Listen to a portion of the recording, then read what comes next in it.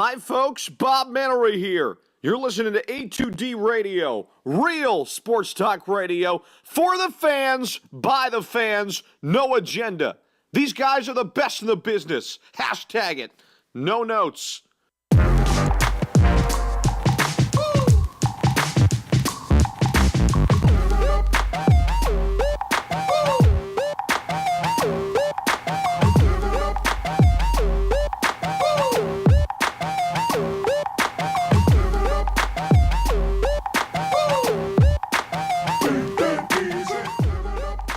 Ladies and gentlemen, your Philadelphia Eagles are going to Super Bowl 52.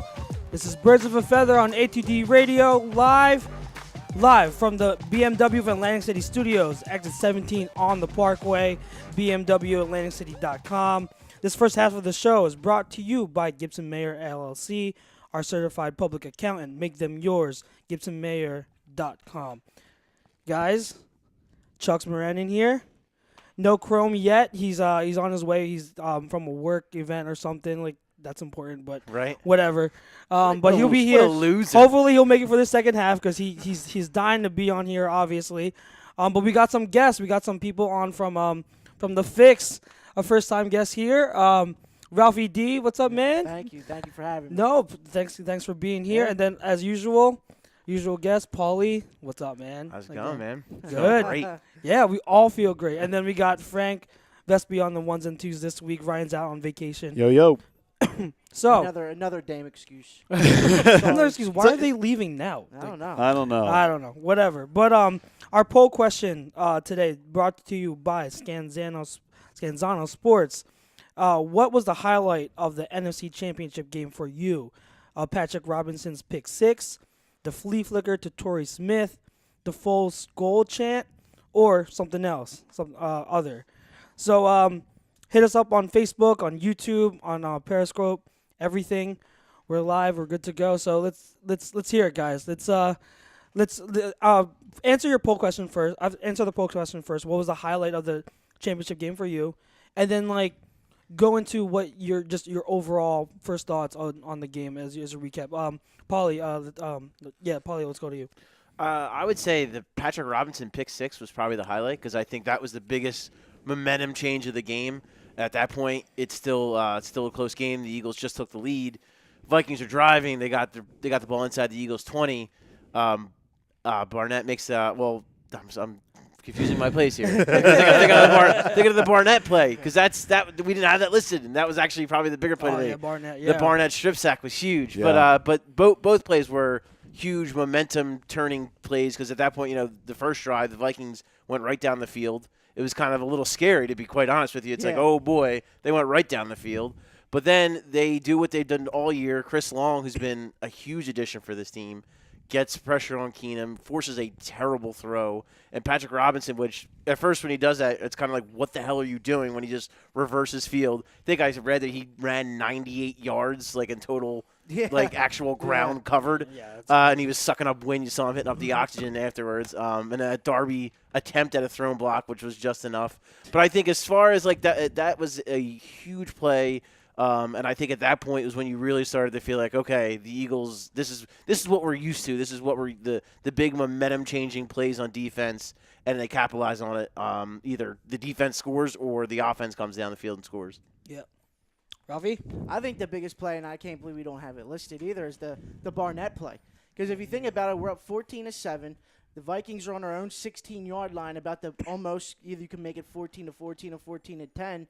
And then Barnett does that little spin move he's been using all year and got that strip sack. And I think that was a big momentum change as well, too, because we go back down the field and we get that touchdown to Alshon to end the half. So, I mean, that play was, I think, in my mind, was a momentum changer as well.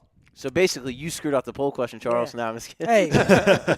So, there were so many moments. And Very true. Yeah. I'm just I'm making up the poll question. I'm just where, I can't fit. I have to pick three and then put other. So, but so you we're guys, choosing other, I guess. Of course. we're choosing other. And excuse me today. I'm a little sick, so you might hear me coughing every once in a while. I'll be on cough drops the whole show. But It's really because he threw his voice on Sunday night. Yeah, and that's, still that's hasn't recovered. That's definitely it. But yeah, I think that the Barnett play was definitely huge. And so, like, you guys already touched on it. I totally agree with you. That was like listening to a lot of people on sports talk and the media today, that they also agree that was probably like the biggest play of the game, because it pretty much it could have gone like if the Vikings score even a field goal on that drive, it's a different. It could be a different game. It's arguably a 14-point swing. Yeah, exactly. Literally. And then it's funny to me because, as you know, I've been writing that rookie report all year for NBC Sports, and like Derek Barnett's been a huge part of that. And the one thing that I've noticed, and this has happened a few times, teams just try to throw a tight end at him. And it's like, what are you doing? Because that's horrible. Like, him and Brandon Graham might have the best pursuit I've ever seen out of two defensive ends. They just never give up on any play ever, even if the play's not there. Like, and but they're so disciplined at the same time. So, like, you can't expect. That is such an unfair block if you're Pat Shermer to ask your tight end to come across the formation and block Derek Barnett. Or in another case, it would have been Brandon Graham, because that's Brandon Graham's side. Yeah. You can't reasonably expect that to happen. So, I mean, that's just terrible. And that was that's a terrible time block, game plan. too. It was supposed to be a time block. Right. Yes. They were supposed to meet at the same time. Right. Just, thank God the tight end got over there too late. Barnett, so, and just I'll the take way that. the angle that, and we talked about that a lot, that angle that Barnett takes, man, he's just so sharp. You say you can run full speed under a kitchen table. Like, he's just unbelievable with that bend. Yeah, it's unbelievable what he's able to do. And it's fitting almost that the pick that we got for Bradford, the Bradford trade, turned out to be Barnett. Sammy Sleeves was sitting on the sideline like, damn it, why couldn't I not play better? To be honest, how many of us were screaming late in the game for them to put Bradford in? I know I was. I was like, yo, just put Bradford in. Like, just make it come all full circle. I'm one of the few. I feel bad for the guy. I do too. I genuinely feel bad. And I'm I'm one of the Bradford defenders. I thought he was. Too. He got a little bit of bad. His first 2 years in the league they were pretty good. Yeah. He was that first round pick that the Rams needed, and then the 2 ACLs, and then it just all went Jeff downhill. Fisher. Jeff Fisher. Christ. Quarterback ruiner. The legend of Jeff Fisher. I love all the memes that keep popping up with just like Keenum and Foles hugging and being like this. I saw one. It was like Foles says to Keenum, "Don't worry, this Super Bowl is for you and me and for like whatever, like everyone against Jeff Fisher." Like, it's so good. Oh, it's he is crazy. a quarterback killer, man. Yeah, he is. Quarterbacks can't survive with him. I honestly would be really, really shocked if he gets another job. He won't. Not anytime soon. I would think he has to prove his way. Was Fisher there? Oh, no. Fisher wasn't there with Mariota, was he? No, he wasn't. No. That was after. Yeah. But, yeah, Malarkey, also, you could argue, is also apparently a quarterback killer as well. Yeah. Oh, God. Like, I'm so glad that – because they were I'll just throw it in real quick. They were talking about how Malarkey was going to get extended, and in my head I'm like, that's so bad. Yeah, there's no way. Yeah, that's so bad for Mariota. I don't care if you want a playoff game. But then the narrative switched quick. The news broke that actually he's leaving, and I'm like, oh, okay. Parting ways. Well, I think there was like a rumor that like supposedly Tennessee was trying to pressure him into changing his staff, which they probably knew he was never going to go for. So they're like, let's do this, and then we'll just part ways. That makes sense. Yeah. Mutual parting of ways. Yeah. Okay. All right. So let's get. I mean, I know that Facebook and YouTube are going to be really live today. So let's go to Facebook first. I'll read through a couple of these. We got James Schohoff III. Boys, we are Super Bowl bound. Let's go. Let's go, James. We got this. David Roscoe. What's up, boys? What's going on, Dave? Mike Lipinski. Eagles are undefeated in the playoffs this year in green. Just saying. Which is they announced that we'll be wearing green and Patriots will be wearing white. Yeah. Did you see the weird stat? Wasn't it like the team wearing white has won 11 of last 12? Let's be real. It's pure coincidence. But it's still crazy. Right. But then we are also undefeated in meaningful games in green. So, I mean, something is going to happen. Whatever that means. So, Dion Brown, what's up, fellas? Let's talk about it. Yeah, we are going to Dion. Yeah, Dion. It's live. This whole show, I'm just letting you guys know, our agenda for this show is pretty much just let's talk about it. Let's have fun. Yeah. So you guys are really going to drive this show. Ask questions, topics, anything. We are going just all Eagles, like NFC Championship game, Super Bowl bound talk, everything. I think, like we said, like you and I discussed, like I think we wanted to focus this week, like mainly we want to focus on that was awesome. Let's bask in this. Let's Yes. enjoy it. Just Let's live in the remember it. moment. Yeah, Yeah, because yes. we have all next week. We can debate it. We can talk about. I mean, we could talk a little bit about the Patriots. We could talk a little bit about all that. We can, talk a little bit about the AFC Championship. But I think this week it's let's just enjoy it. because that was awesome. That was a lot of fun. So let's just enjoy that. Stuff like this in the city don't happen too No, often. it sure doesn't. So I'm Gotta gonna cherish it. enjoy this as long Exactly. as I can. Normally, when Chris goes out, it's for a different reason. It's not for light poles. So True. we got James again saying, I am super confident in my Eagles 2 weeks from now. I think, and I'll touch on this later, I think I'm starting to get more confident as the days go. I know I'm more confident in the team now than I felt on Sunday. And Well, Nick Foles is the main reason for that. yeah. Chrome comments, and he's on his way back up here from D.C. He says, "Get out of my seat, Charles." This is the host seat, so if I'm hosting, I was gonna say, even when you come back, Chrome, that seat's not yours anymore. I will dude. move over for you once you figure get it here. out. You figure it out. Shaquan Gitter says, "Super Bowl, everybody has to turn up. We will. This city's gonna turn up." James says, "A little low on the mic, Ralph." So, if you want to pick it up, you got that. Am I good Thanks, now? What's Frank. up? All right. Tom Arnone says the pick six for in reference to our poll question. Chad Mudd says, "Dudes, I hope the Patriots don't figure out a secret I know about our offense." I don't know what secret that is, but yeah, definitely share. Explain that to me. Explain. Because we're Chrome- flying high on offense. Yeah, I was gonna say. Yeah. Chrome says the full skull chant, and he was there. I'm guessing that's what that's what he. That took was him a up- cool yeah, moment. That, was a that cool- was crazy. I mean, Yeah. I was right on the field as it was starting to happen. It was like, Foles, and it was picking up, and it was hilarious, but yet fascinating to see a bunch of fans just mocking the hell out of the Vikings. Well, it was fan so booth. fitting Yeah. considering the art museum display they put on earlier. Oh, yeah. Which I love. What a sissy move, man. Like, Yeah. how far are you away from Lincoln Financial Field doing that crap on the art museum And stand? did you Right. see Like, the come on, overhead man. What a shot of weak-ass it? move. Yeah. Did you see the overhead picture shot? Oh, of yeah, it? there was like 10 of them. There was Yeah. really Yeah, all week they were going to come and take over the city. What, all invade. 15 of you? Invade the yeah, link. And all invade. 15 the of hell you outta left here. before the end of the first Oh, quarter. yeah. Exactly. They all left crying because they're Yeah. complaining like, Oh, my God. Philly was so mean. We got to talk about that, too, We man. will It's just talk about that. We The will talk about hurt that. butts. Oh, my God. Yeah. It was terrible. Yeah, they're Hey, not. you guys, they talked all that shit all week. This is what Exactly. you get. That's what you This is get. what you That's get. what you get. Exactly. Karma. Welcome to Philly. Yep. Greg Malakovic says the flea flicker because right before that play, I'm screaming, "Don't get cute," and then he got and threw it to Torrey Love of it. all. Yeah. That was definitely one of those no, Yeah. yes Yeah. moments. That was Well, great. the first pass to Torrey, he should have had that Yep. one. Oh, yeah. That That, should that have hit you. That was a perfect ball too. It was a little underthrown. It wasn't but perfect, still, but he still got to catch But it. Yeah. you got to catch that. Gotta You showed, catch he showed it. it Yeah. was in. Ball he should had have been it a in little his hand. bit more towards the middle the of the middle, field, so, yeah. but still. I mean, if gotta you get hit two your hands on it, Yep. yeah. You can't do it Two hands, exactly. you gotta exactly. catch I mean, you're paid to catch the balls, man. I will say Exactly. this, because I've defended Torrey Smith a lot, and sometimes it's been really difficult to do that because he's had big plays like this where he dropped the football. But I'll say two things about Torrey. One, yet again, he was open on that play. Yeah. His legs have not gone anywhere. Oh, He's they still haven't. fast. Yeah. He can still He's get on still top of fast. the defense. Oh yeah. Two, he played that flea flicker perfectly. Oh, like if that was, you go back sold and watch it, he sold it. you have to, because it's such a precision thing, because you can't engage with the corner physically, because if you do, you're going to get caught up. Yeah. He could grab you, whatever, and it could end the play right there. But at the same time, you have to slow down and make it seem. I mean, he played Wayne's like a fiddle on that, man. And it's funny if you watch Harrison Smith, he hesitated for maybe half a second, and that cost him. Yep, exactly. He played it pretty well, considering. You couldn't but have half sold a it more. second. Yeah. Couldn't have sold it better. We got, let's see, Chrome again, I think. Let's see. Hold on. I lost it. All right. Eric Ned, I'm probably going to butcher your last name. I'm so sorry.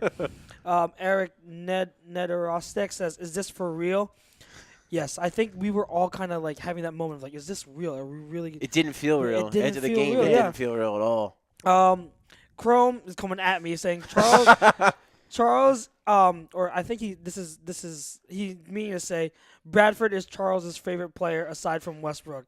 I don't think I'd go as far as saying that because I love running backs, but I mean I'm a Bradford defender. I have been, but that's something. That's another topic. Behind Kareem Hunt too, Kareem. Yeah, behind Kareem Hunt. Yeah. Eric comes back and says, "Do you feel bad for Vikings fans who got beer cans and trash thrown at them, or the little kids who were cursed at and made to feel afraid. I mean, we'll go into it later. We'll go into the whole Vikings fan thing later, but that is it's a good topic to bring up. Do you feel bad? But here's what it is. That happens in every Yeah. city. It does. And It don't does. no, I don't condone that. Those guys that did that are idiots. They're assholes. Like They're there's no drunk. other way to put Yeah. it. But this happens everywhere. This happens in every city. Go It just on gets YouTube publicized and look up here. NFL fights in the stands. It happens everywhere. Yeah. Exactly. Yeah. You literally have games where, like in LA, what was that a few years ago, where literally a Dodgers fan guys- killed a Giants fan. Right. Yeah. This kind of crap happens everywhere. Yeah. It just gets so publicized here. Because it's Philly. That's Because what it's I'm saying, Philly. Yeah. Eric says, sissy move. How about the shots and videos of grown men throwing objects at drama of the other team and scaring children? You guys are a joke. Okay. Yeah. Let's see. Yeah, we still won, so. Yeah. we still Yep. won. That sounds like someone who's very sad that they're Yeah. not going to the Super Bowl. So Grove says Where did the Eagles touch you? point. Goddamn. Chrome Frank. says, bad karma, fellas. Now they can suck it. They had to decorate our stuff themselves. Now their own people are paid to decorate their house with our logos, asshats. Yeah, that's true. that was pretty. It is pretty funny to see. Bad that. karma It right is there. bad- It is Yeah, bad see karma. Minnesota's field decorated Yeah. with the Eagles logo in the end zone. It's crazy. I'm gonna hop on YouTube just to get on that chat real quick. We got David Roscoe saying, "What up, boys?" Again. I think he was on both chats. David. Dwayne Aldridge says, "Yo." Got people saying, "Yo." WWE Brothers X says, "Hi, we made it. Can you say me, please?" Okay, we crushed the Vikings. Do they see the chat? Do you late? Oh, you know what? Hold on. Sorry, I had my laptop. I didn't mute my laptop. He says, "Do they see the chat? Amateur. Do you late? I love the first touchdown. Eyes blowing up the chat. Woo! I think WW Brothers X is pretty excited. Chev93 says, "Remember this score, 24-17 for the Eagles. Woo! Let them keep downing us." Khalid says, "Fly Eagles, fly." Jhot 24/7 says, "Oh man, Jhot 24/7. Long Dick Nick took his flaccid and wrapped it." I'm not gonna be able to finish. And wrapped it around the Vikings' necks is what he did. And 3 weeks on mental abuse and disrespect to the Eagles, they erupted. Law of nature there can only take so much. Oh God. Todd Womack says, "Philly Dilly, guys. Philly Dilly, Todd." Jhot 24/7 comes back and says, "Tom Brady with those Rough Riders on the Eagles D, he might fuck around and catch NECL brace, leave on a John Deere cart, fuck a hand splint." Jesus. The comments he says, it's crazy. David Roscoe does say next year Rams will win the Super Bowl. Jhot 24/7. I don't worry about the shit about the Pats. It's the refs. We can bake this Patriots teams, but the refs are a different story. The police lewd pulls with Crisco. That's a fucking challenge, not a hurdle. For US fans. It didn't even stop the fans. No, It there didn't was stop the fans. totally And the fans. guy Oh, man. that climbed it is actually a friend of my friend's. He knows him. He's from Glassboro. That's too awesome. funny. Yeah. And then Jacob Bloss says, "We made it, boys." Jimmy Chonga says, "And to think that this time last week we were speculating about refs being against us in this game." Oh yeah, because of Hockey League, but Yeah. refs were like a non-story. Yeah, total Well, it's us non-factor. against Yeah. the refs in the Super Bowl, I'll tell you that. God. All right, so we'll get back to the chats again a little bit, but let's talk about a little bit because I know it's a hot topic kind of, and then we'll get back to the game itself. But let's talk about the backlash of these Vikings fans. You know, saying all these things about how they were mistreated, they were harassed in Philly, and I had posted on my status on Facebook this morning that my view of it is, okay, Philly, there are pretty bad fans in Philly. There are, you know, I'm not gonna condone like the people that were screaming like, you know, fuck Millie or whatever. Yeah, like the people I'm that sorry for laughing. That's funny as shit. I mean, there are plenty of cases where you know Philly fans go overboard. I'm not condoning that, and I'm not even denying that.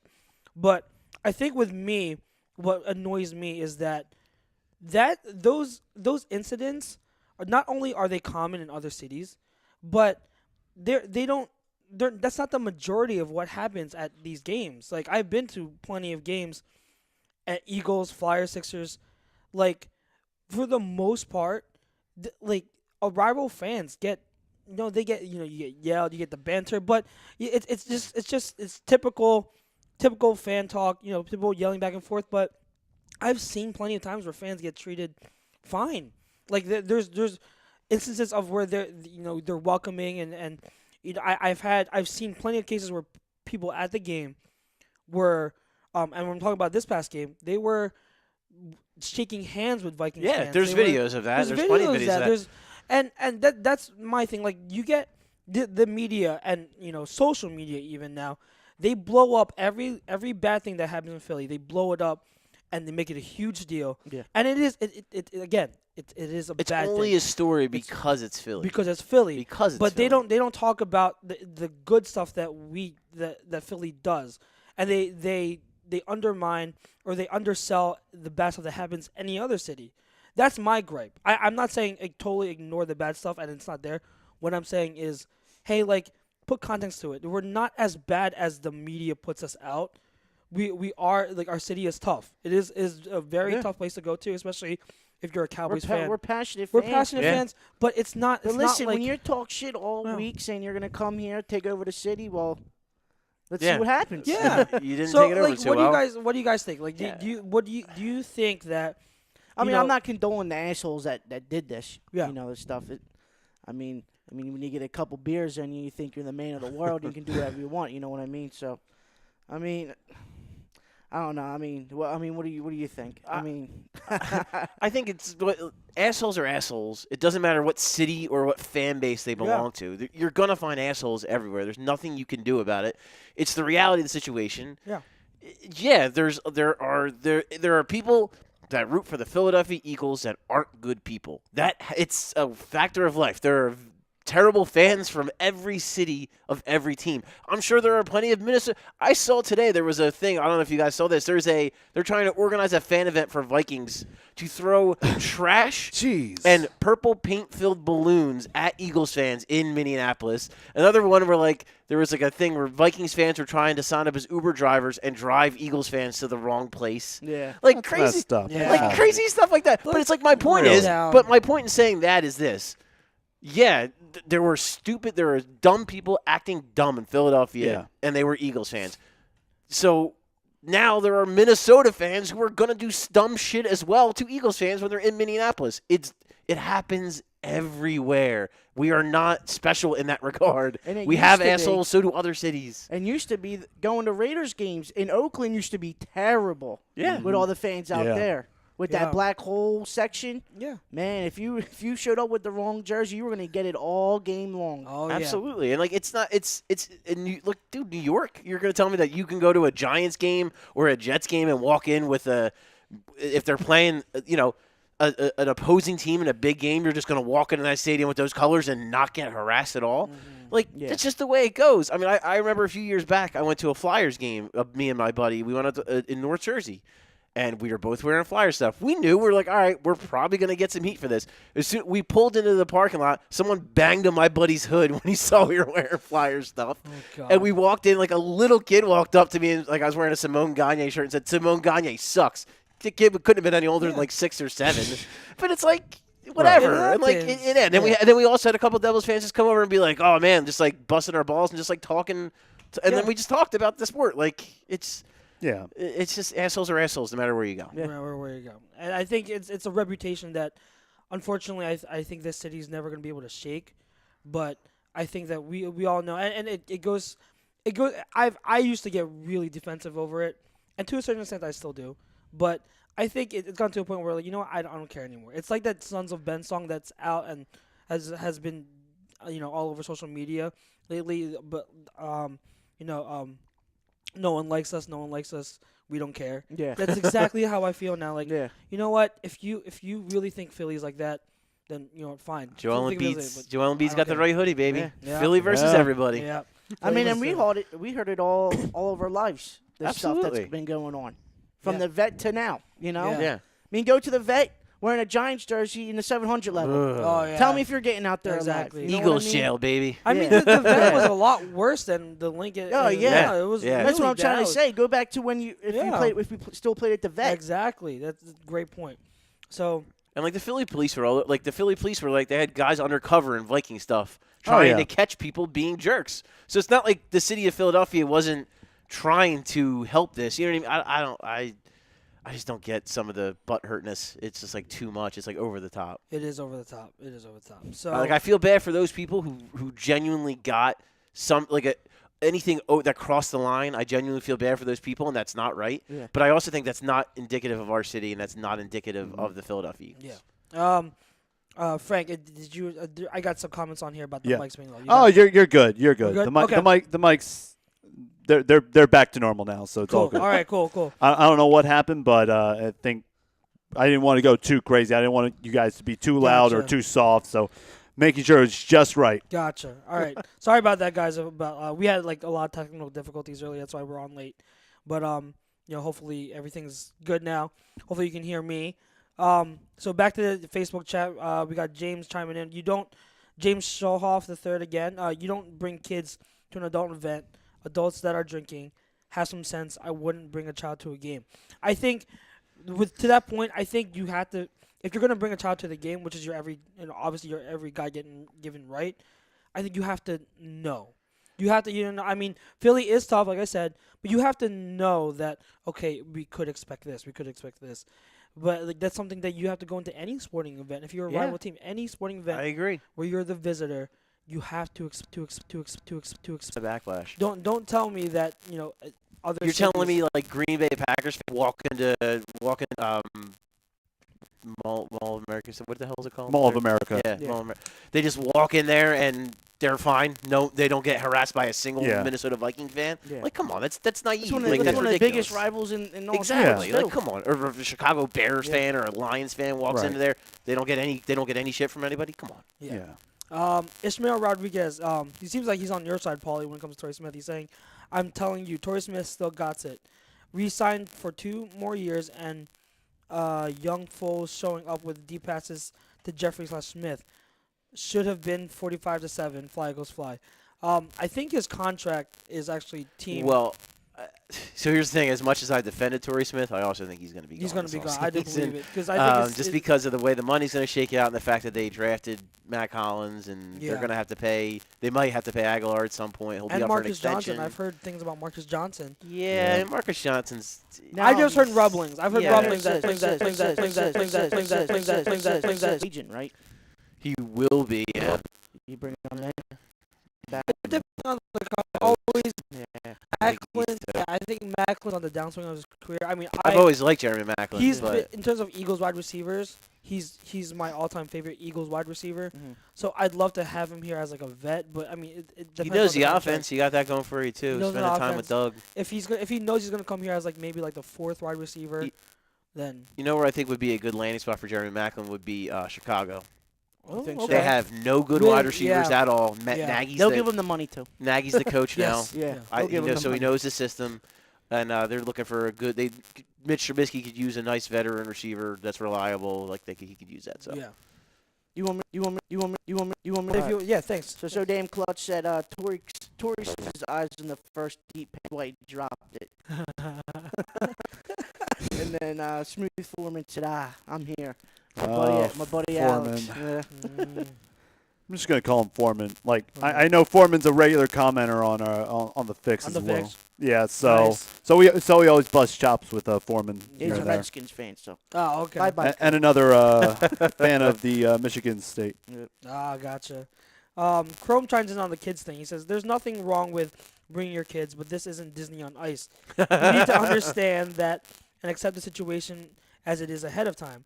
I'm not talking fighting and stuff, but language, drinking, etc. As long as a parent gets that and understands going in, hell yes, bring your kids. And exactly what I agree Well, that's what with it is. that. Like anything that like Chrome said, you're gonna have to expect a bunch of drunk people and a bunch of people cursing at a sporting. Like Listen, there were people there at 6 o'clock in the morning drinking. Exactly. Yeah. But but them maybe like them or attempting to injure you or your family in any way. Yeah, like that's clearly crossing a line. Yeah. Come on, because you foul language. Like, come on, dude. Like, you gotta expect some of these things to happen. Yeah, exactly. Gina says, Dose Amor Rambo says, my kids were involved in wrestling, football, baseball. Big time Eagles fans, and I've brought them to games. There's gonna be foul language at games. Can't control that, but no reason to not have my kids go when they were younger. Now can't wait to bring grandson, granddaughter to games. There And you it's go. true. Beautiful. Bring them. Bring When them all you you buy want. that ticket, knowing you have a kid, you know what you sign up Yeah, for. exactly. And it's, you just have to be smart about it. And, you talk to your kids about it, and, you tell them, hey, you're going to hear some stuff. Yeah. Don't repeat it. Don't repeat it, yeah. Don't repeat Don't go it. to school and Yeah. look at your teacher and say, Exactly. Exactly. Exactly. And, Let's be real, too. It's not like these kids are, like, showing up to the stadium. This is probably the first time they've ever heard a curse word before. Yeah, Like, come exactly. on. Like, yeah. Exactly. I think. do they not curse in Minnesota? Exactly. Sorry. Yeah. I'm pretty sure they do. I mean, I remember going to last year, 2 years ago, going to the Eagles Saints game in Philly, and in behind the row behind us, there were Saints fans. There was a family. It was a dad and his 2 sons, and everyone else around were all Eagles fans, and we're all cheering. And that's the game that the Eagles beat the Saints that game, but everyone, including myself, because I'm always like I always like to engage with everyone around me, especially other fans. I like conversation, and I was talking to the kids, and they were down because the Saints were losing, and you could tell they were having a hard time. But like myself and Eagles fans around, we were sitting, we're talking to them, trying to get them cheered up, and I think that's something that's more of the norm to me than the harassment. Yeah. There are Fans plenty of good people in Philly, and I think that these bad apples, the attention they get, that's what annoys me. It's like there are so many good stories in Philly at games, but that's never going to get publicized. Bad fans are the exception, not the rule. Yeah, Yep. exactly. So let's talk about the game more now. So let's switch. I'm on board from, with that. Yeah, All let's right. switch from Sounds the good. fan thing. Happy 'cause I times. think- Yeah. Happy things. Let's Yep. switch from the fan thing and let's talk about what do you think about Doug Peterson's play calling? Do you do you think From last year Yeah. to this year, This it's year, gotten yeah. a lot better. Absolutely. do you guys see here we go. Do you guys see this game being the best game where he's game planned and play called during his whole time here in Philly? Well, I think he put Nicky Foles in a place where he can succeed. Yeah. Mhm. Sitting down with Nick when Nick got came in and said, "Okay, Nick, where can you thrive? Let's go back to the video, go back to the film in 2013, and let's put some RPOs in there for you. Yeah. Where it's just, is the middle linebacker going to be over here? All right, I'll just hand it off. It's one of those quick hitters. You know what Yeah. I mean? And I think Doug Pearson has done a tremendous job with Nicky Foles to put him in a spot to be successful in this offense, and it's been paying off for us. Thank God it has. So, Yeah. and we're off to the Super Bowl, so Yeah. I'm happy about that. Exactly. As far as I'd say it has to be the best. It has to be the best game he's ever called because of not only just what you saw in the plays themselves, but the result in this stage. Is the biggest game he's ever coached in his life, and he has a backup quarterback in there against the number 1 defense in the NFL, and he puts up a 38. Well, the offense scored 31, but whatever. Puts up a 31 spot on him, and made his backup quarterback look like Carson Wentz? seriously. Yeah. No, it's so funny because so obviously Nick Foles made a lot of really great plays. The play to make step up and get it to Alshon on the deep ball, the flea flicker, that ball you could not throw that ball any better. Where that ball placement was, Torrey Smith is beautiful. But to me, the most impressive throw that he made that made me think for a second like, holy shit! I think 2013 Nick Foles has just arrived. There was a play like late in the third quarter. He rolls out to his right. And he throws. He's got Aguilar on the side. Oh my God! Yeah. He throws an absolute dime on the run Yeah. and drops it right in the bucket right I before know the that, safety yeah. gets there.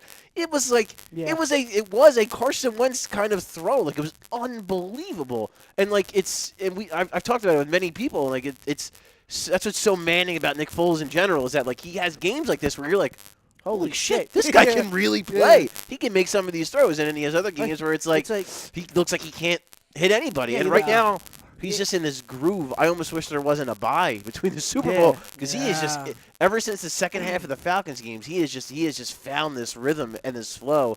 And I love what I love too is how much Alshon's gotten involved the last 2 weeks now. After that was a really big concern coming in was their chemistry. And one thing I love that Doug's done is Alshon has run a ton of slants. And when you run a slant to Alshon Jeffrey, it is impossible to defend. Because he's so big, it's so hard for a DB to get around him. So if he runs a good route and gets a good slant, that's going to just be there all day. Exactly. And there was like another play where they did like a bubble screen action to Aguilar. Like Aguilar actually motioned into the backfield, and he ran like the bubble screen motion. It took the safety away, and boom, Alshon Jeffrey wide open on a slant. And like that kind of stuff, like he's like Doug Peterson's in it. Like as much as Nick Foles is in his zone right now, so is Doug Peterson with his play calling. He's been unbelievable. Exactly. Two things. I think one that I taken away is, I was on here last week saying we have to run the ball. We have to run the ball because we have to tire out that defensive line. Guys, it's crazy the fact that he didn't do that. Nah. Doug Peterson didn't do that. I think the first 3 plays of the game were all passes. Weren't they? I think someone said this, and I forget who, but it's so true. The best thing that Doug Peterson did going to this game was making everyone think, including the Vikings, that he was going to run the ball. Yeah. But he didn't. He was like, all right, Nick Foles, you're going to sling it. Because that's where we're going to beat this Viking team. We're going to attack them downfield. They're not going to see it coming. And how crazy did that play out? Like, no one in the right mind, watching the previous weeks, no one in the right mind would have expected the game plan to be that. But it worked. Like, something that you don't think is logical could happen in terms of scheming, in terms of calling the plays. Like, in your head, it's like, no, like, why you wouldn't do that? You can't do that. You got to limit Foles. But no, it worked. And that's the complete 180 that Doug P has done in this city and with this team is absolutely remarkable. I don't think I've ever seen anything like it. So I give Doug P, and I was critical of him. Like I was we all were, very critical of him.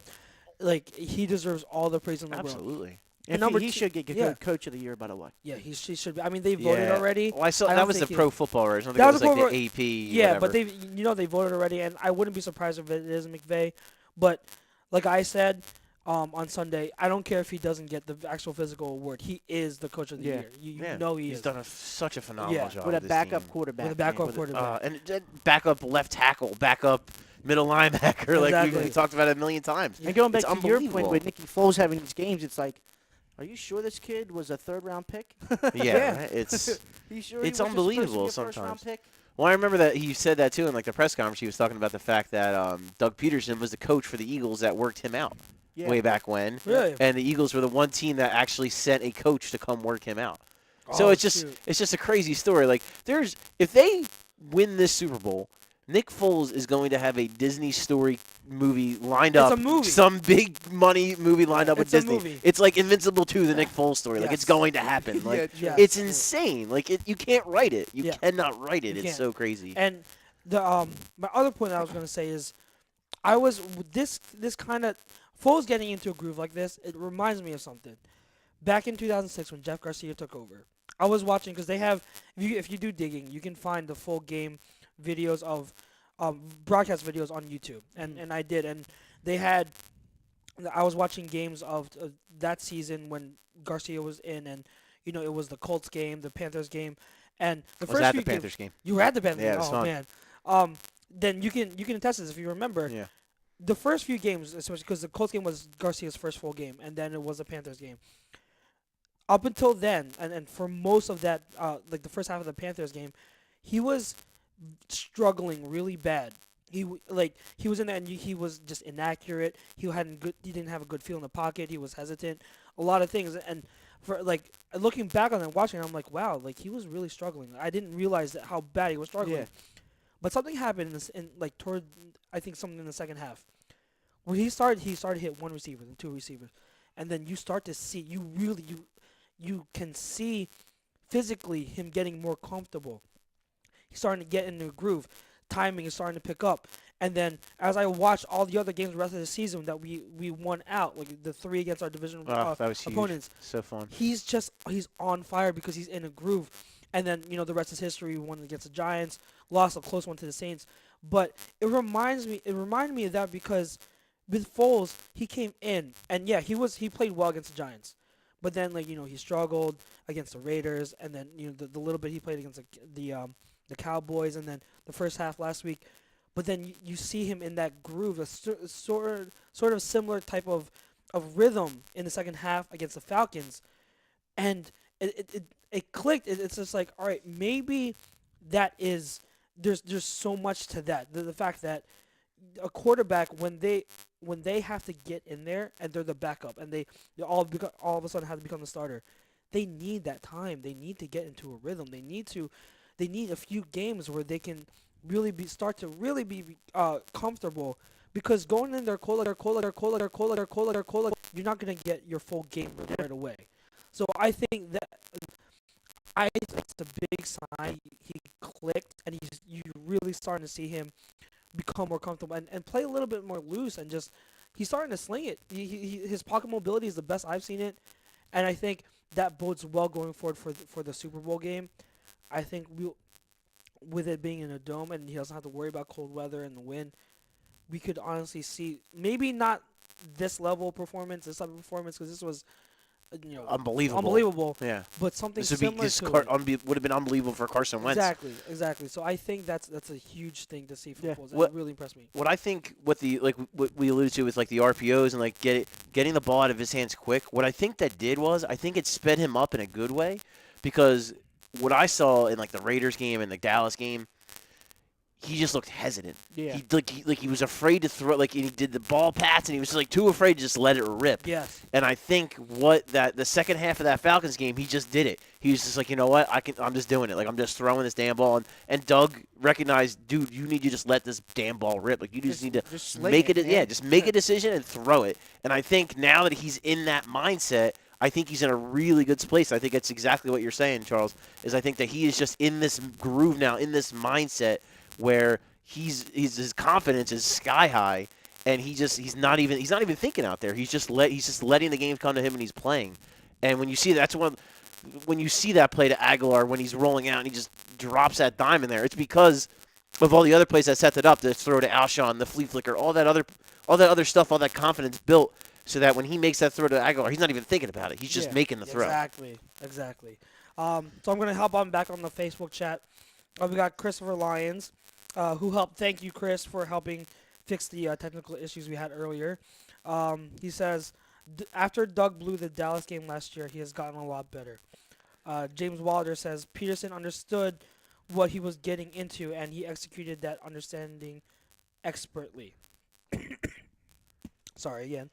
Bob Hartman, and hashtag Team Doug, and I got to believe he has a great game plan for New England. Don't want to believe both he and Nick blew their load on the NFC Championship game. I really hope. Gina asks, is Doug P all in run for Coach of the Year? He's definitely a candidate. In my mind, he should win it. I think he should win it You're going too. to the Super Bowl with a backup quarterback. Yeah, I think he should win it as well. He should win it, but I just McVay's the trendy pick. He's a trendy pick because he's young and handsome, but Yeah. No, but you got to give. For me, it's Doug Peterson, but I not to take anything away from Sean McVay, who did a hell of a job there, but to me, it's Doug Peterson. Yeah, exactly. I agree with you. Not to take away from McVay, because he was great. He's a great coach. Those two are really the only two candidates in my mind. Zimmer deserves a little love too. I mean, he took a little bit, but to me, not as much as those two, in my opinion. Ismail Rodriguez asked, do you think the refs will be a concern for the Eagles? Recent video shows refs celebrating the Patriots against the Jags. Thoughts? All right, here's my take real quick. What I'm going to say is the celebrating with the Patriots thing, I don't know, but I don't. I'm one of those who I don't blame. The whole thing of the refs favoring the Patriots, I don't see it. Did they blow maybe one or two calls and it coincidentally went against the Jags. Yeah, the most egregious one was Jags or the pass interference. The pass interference on Boyer, I thought that was a horrible call. Yeah, That's technically teach a defense. That would be you would show a young defensive back Yeah. of how to defend. leverage yeah. him out of it. What Exactly. AJ said after the game too is spot on. Like, how can a wide receiver grip me and grab me down the field? Yep. I touch Yeah. him one time and it's pass interference. It's definitely It's got to arguable. go both yeah. ways. I don't think that I wouldn't have called it if it had not gotten called. I think that would have been a fine call too. Mm-hmm. To me, the Miles Jack fumble recovery was the more egregious one, because in my opinion, as a ref, I don't think you blow that dead like that. But that's arguable. But I think Jags got that ball back though, didn't they? they got the ball back. But if they didn't blow it dead, he would have scored a touchdown. Oh, I got It you. would have been. And it would have been totally different story. Oh, Right, the fumble with Deion The Lewis. fumble with right? Deion Yeah. Lewis, which was a Speaking good, of which, what a great friggin' play. by Yeah, what a Miles great play. Jack. But after that, if you take those away, the Jaguars still had chances. They didn't Yep. lose it on late in the game. It wasn't on blown calls. It was because the Patriots went down and they They got scored. the And greatest quarterback of all time. Blake by the way. Bortles showed he is Blake Bortles, which is why I don't trust him, because And Doug he's limited Marone took his foot off the gas. late in the Took his second foot half. off. You Yeah. have Oh, you and have by the way, credit to Doug for not doing that as well. Yeah. Yes, Getting yes, up that big and just yes. You have- he just kept on pounding Yep. and Yeah. pounding and pounding. And even though it was like- only 3 points, even though it was like I said, only 3 It's points, mental. It's yes, exactly. It's mental because you really you take the Vikings and you stomp on their throat. Yeah. That's what it You're is. saying, you know Yep. what, you didn't take advantage of your drive. We're gonna go ahead and take advantage. Give us that another field 3 goal points. at the end of the half was huge. Yeah, too. exactly. Yeah, Absolutely. You're huge. going up 24-7 at half. It's and getting demoralizing. the It's a ball back. backbreaker. Demoralizing. It's And they coming demoralizing. back Yeah, down and scoring a absolutely. Scoring touchdown. again. Yeah. Yes, So- exactly. But to the ref point, and this is why you and I got along, Charles, because I completely agree with you with the ref stuff. Because my thing is this: if you're a great team, you overcome that kind of crap. Yes. Like the game I always point to was the Carolina game. That game was officiated terribly, Yeah. and a lot of those calls went against the Eagles. I can't remember the deficiency, but it was ridiculous in favor of the Panthers, and a lot of really bad calls. But what Yeah. happened? The We Eagles won. they kicked their Exactly. ass. Like honestly, they kicked ass in that second half, Yeah. and they won that game because they didn't let it get into their heads, and that's what great teams do. They don't let the referees decide the game; they decide the game. Exactly. Like you said, the Jaguars they had plenty of chances. They should have won. They should have won that game. Yeah. There's no denying it. They should have won that game, but. Doug Marone took his foot off the gas. He didn't trust after Blake Bortles played really well in the first half. He didn't trust him in the second half, which is bad. It's a bad you can't do that to a young quarterback. You got to keep riding him, and it's just it. And like you said, the greatest quarterback of all time. Like He's a goat. What was it? He's- 20 at one point it was 24-10, right? I believe so. Yeah, it was 20. It was Wow. Well, was it at 1.2? I mean, it was. Yeah, like that's you only have yourself to blame who's in the game. Like that. Exactly. And it goes again. I've been saying that I don't think Bortles is a good quarterback at all. No. I think there are honestly late in the game. If you're talking about late game situation, I would trust Nick Foles over Blake Bortles. Yeah, right now, Because you are- absolutely. Blake Bortles, you're limited on what he can do. Like he had a good game, but the game plan was around him was to quick passes out in the flats, out in the run. That was him the whole game. Yeah, He made a few good downfields, but you can't. They don't. The fact that Marone knelt the ball at the end of the first half goes to show exactly why. Because there's so many instances where they tried to march the ball downfield in a 2-minute drill, and Bortles turns it over. You can't trust Bortles in that kind of Yeah, situation. I know, but you know what though? To me, it's this. The kid had played. I mean, I don't want to crush the kid because he played really well. He played really well in the first half. They are not. Yeah. They do not build that big lead without him Without playing. Bortles, yeah. To me, let it ride. And it's funny because the first one, when it first happened, I really didn't have a problem with it. I was like, you know what? To your point, Blake Bortles, I don't trust him. He's made too many of these mistakes. But you know what? After seeing what happened with the Eagles game and the exact opposite happening, and Doug Peterson saying, "Hey, Nick Foles, I have faith in you. Go out there and get me 3 more points." That Blake Bortles, I think it's more of a confidence thing. I think it would have, they would have really given Blake Bortles a little more confidence. Gotcha. I agree. I mean, it goes. But I mean, is Doug Marone? Do you think Doug Marone is on the hot seat? Not at all. Not at all. He No, came no. in his first They had year. a- yeah. To the AFC Nah, he had a great season. Listen, Nah, I nah. agree. I'm just Jack out there. Bortles. I mean, that. Let alone that defense carried. Yeah. Jacksonville. Exactly. I'll tell you what, man. To me, that's a dark horse for Kirk Cousins. That team. Possibly. They're a dark horse for Eli him. Manning is still I'd be another- pushing. Oh my God. Yeah. I mean, we talked Yeah. about Kirk Cousins has grown on me as a player over the years. He has, yeah. You put him in that off field with that defense. I like my Yeah. chance. I take my chance. I'm going to touch a few more off-book events and then catch up on YouTube. I feel like I've neglected them a little bit, so and then we'll go to break. But Deion Brown says, I believe Nick Foles will play well, better than McNabb did in the second half of the last Super Bowl, in my opinion. Still, I think and believe it will come down to coaching, recognizing the mismatches on both sides of the ball, and the defense getting to Brady and making critical stops on third downs. I agree with that. Tom Ambrose says, do you use long next year? A great addition to defense. My opinion, I would sign. He's got. Pin? Yeah. Is it a He's player got. option? Oh, it's a team option. He's Team option. back. Okay. Team option. Yeah. I would keep it. Not only, I mean, other than his play on the field, which has been really very good as a very rotational player, he is the coolest dude ever. good. Yeah. So for all those reasons, I am definitely bringing him back next. Greg says, agree, he's been an addition, but it'll come with money. Questions they've got this year, they will up against a cat this year. Long doesn't make much at all, though. And he's going to give it away anyway. Yeah, right. No, yes, it's like Torrey Smith is the more likely of the guys that's not going to get his option picked up. I'll look up, Spot but rack. yeah. I think Bob, I think it might be a 1 year. It was 1 year with a 1 year option. Bob says Chris Long technically has checked for next year. Yeah. He signed a 5-year deal, but the final 3 were set to void, and there's set for a few days after he starts. Yeah. Well, so his cap year would be 2-3.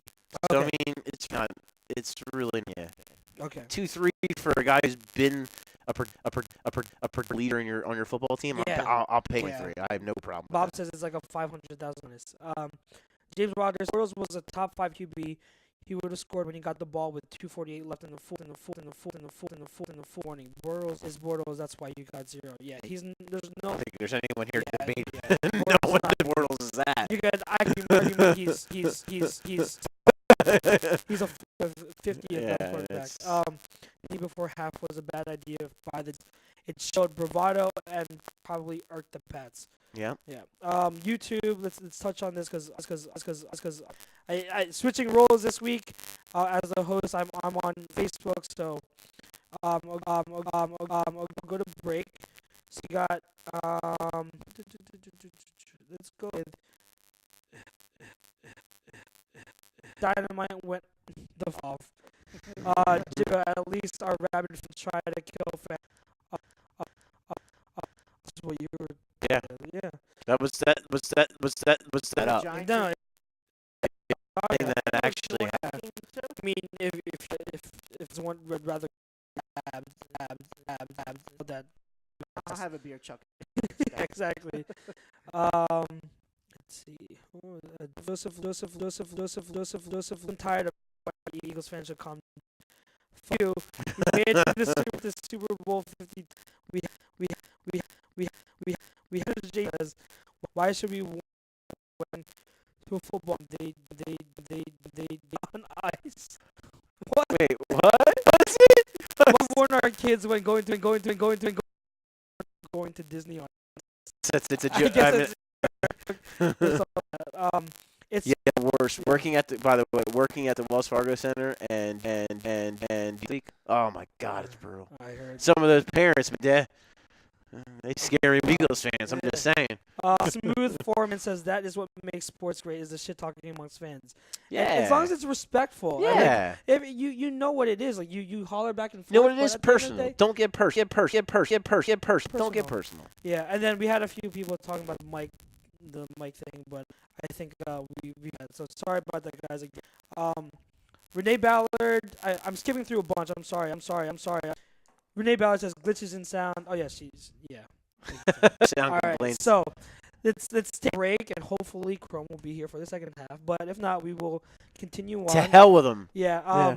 Guys, continue. Thank you for chiming in so much again. Our poll question. All right. Final sports. What was the highlight of the NFC game for you? Robinson's pick six, the Fleet Torrey Smith, Foles skull chant, or something else. We will take our break. The first half again, thanks to accountant. Make them yours, GibsonMayor.com. We are live from WFMathleticsCity.com. We will see you in a bit, guys. Come back, tune in. I got a lot for you second half.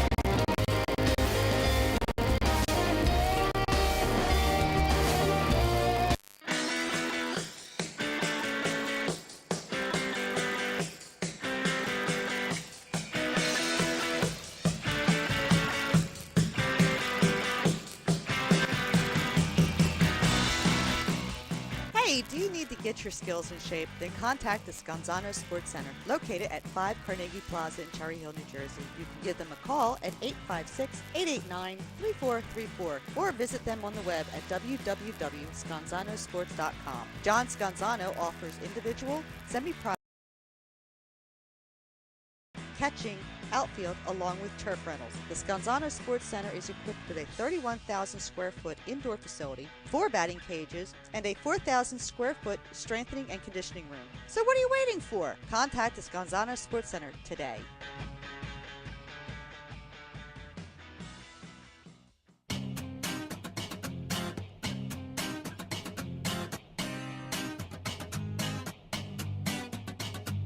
A2DRadio.com is proudly sponsored by Gibson Mayer LLC Certified Public Accountants. Gibson Mayer, located in Yardley, PA, is a leading accounting and business consulting firm with a proven track record of handling critical issues with expertise across many different industries, including construction, distribution, hospitality, manufacturing, real estate, service trades, merchandising, professional services, and professional athletes. Give them a call at 215-369-3300. That's 215-369-3300. Your initial consultation is always free, and if you tell them that Tom and Mike from AM and the PM sent you, you'll receive 15% off all income tax services completed by February 15th. That's Gibson Mayer LLC Certified Public Accountants, 215-369-3300, or visit them on the web at www.gibsonmayer.com. That's gibsonmayer.com.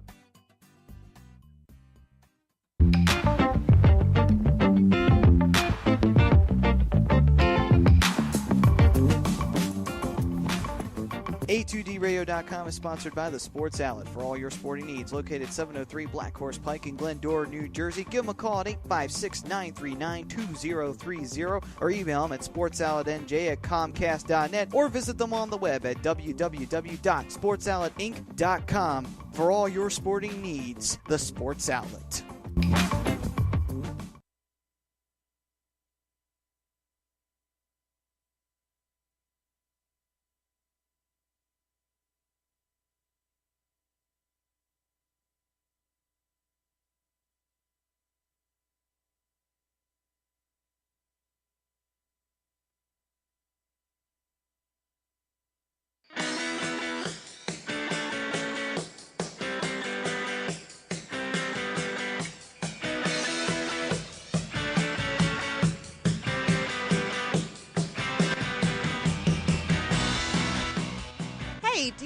get your skills in shape, then contact the Scanzano Sports Center, located at 5 Carnegie Plaza in Cherry Hill, New Jersey. You can give them a call at 856-889-3434 or visit them on the web at www.scanzanosports.com. John Scanzano offers individual, semi-private, and team training lessons in hitting, pitching, catching, outfield, along with turf rentals. The Scanzano Sports Center is equipped with a 31,000 square foot indoor facility, 4 batting cages, and a 4,000 square foot strengthening and conditioning room. So what are you waiting for? Contact the Scanzano Sports Center today.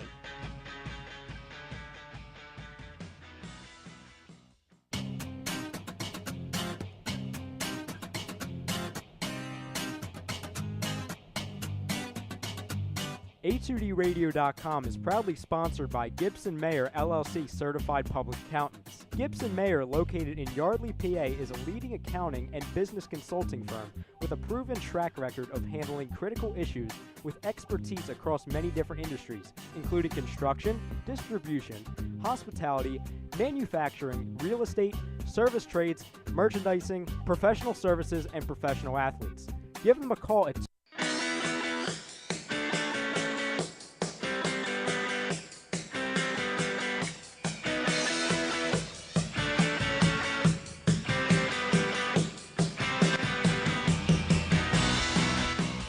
Hey, do you need to get your skills in shape? Then contact the Scanzano Sports Center, located at 5 Carnegie Plaza in Cherry Hill, New Jersey. You can give them a call at 856-889-3434 or visit them on the web at www.scanzanosports.com. John Scanzano offers individual, semi-private, and team training lessons in hitting, pitching, catching, outfield, along with turf rentals. The Scanzano Sports Center is equipped with a 31,000 square foot indoor facility, 4 batting cages, and a 4,000 square foot strengthening and conditioning room. So what are you waiting for? Contact the Scanzano Sports Center today.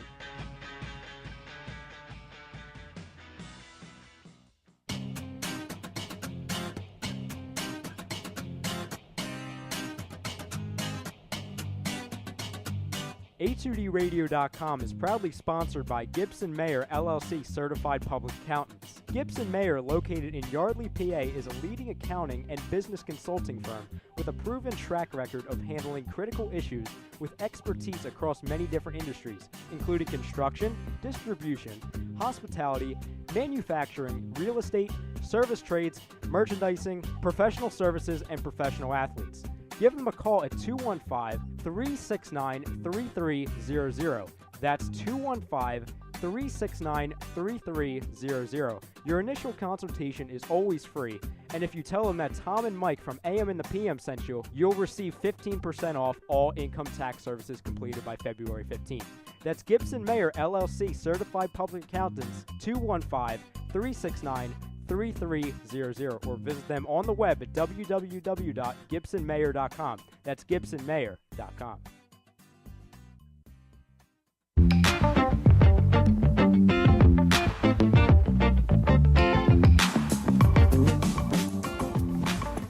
A2DRadio.com is sponsored by the Sports Outlet for all your sporting needs. Located 703 Black Horse Pike in Glendora, New Jersey. Give them a call at 856-939-2030 or email them at sportsoutletnj@comcast.net or visit them on the web at www.sportsoutletinc.com for all your sporting needs. The Sports Outlet.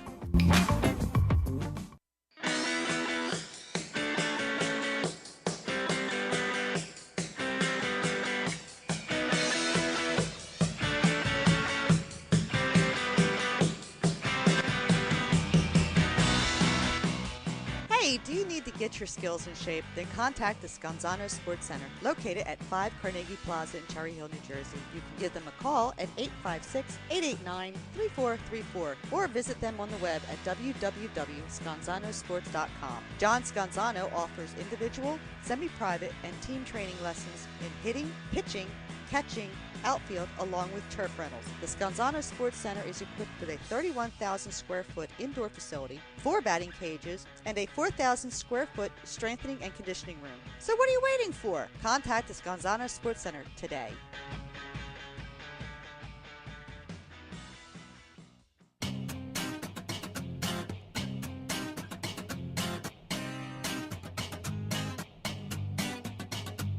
A2DRadio.com is proudly sponsored by Gibson Mayer LLC Certified Public Accountants. Gibson Mayer, located in Yardley, PA, is a leading accounting and business consulting firm with a proven track record of handling critical issues with expertise across many different industries, including construction, distribution, hospitality, manufacturing, real estate, service trades, merchandising, professional services, and professional athletes.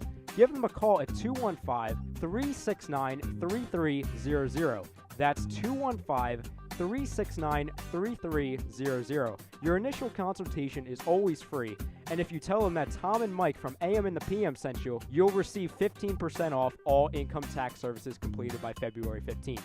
That's Gibson Mayer LLC Certified Public Accountants, 215-369-3300, or visit them on the web at www.gibsonmayer.com. That's Gibson Mayer.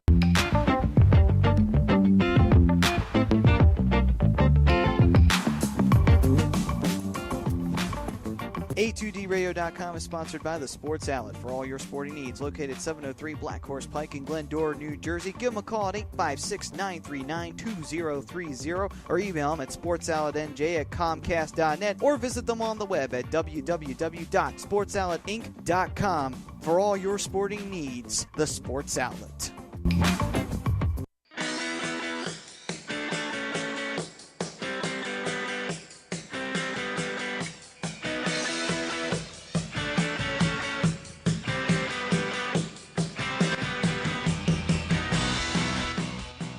Do you need to get your skills in shape? Then contact the Scanzano Sports Center, located at 5 Carnegie Plaza in Cherry Hill, New Jersey. You can give them a call at 856-889-3434 or visit them on the web at www.scanzanosports.com. John Scanzano offers individual, semi-private, and team training lessons in hitting, pitching, catching, outfield, along with turf rentals. The Scanzano Sports Center is equipped with a 31,000 square foot indoor facility, 4 batting cages, and a 4,000 square foot strengthening and conditioning room. So what are you waiting for? Contact the Scanzano Sports Center today.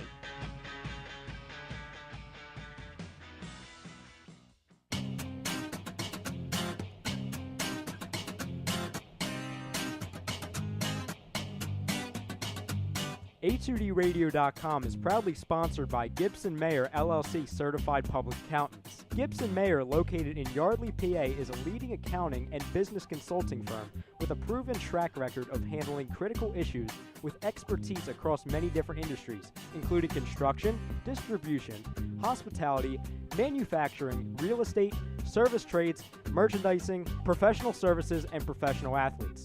Give them a call at 215-369-3300. That's 215-369-3300. Your initial consultation is always free, and if you tell them that Tom and Mike from AM and the PM sent you, you'll receive 15% off all income tax services completed by February 15th.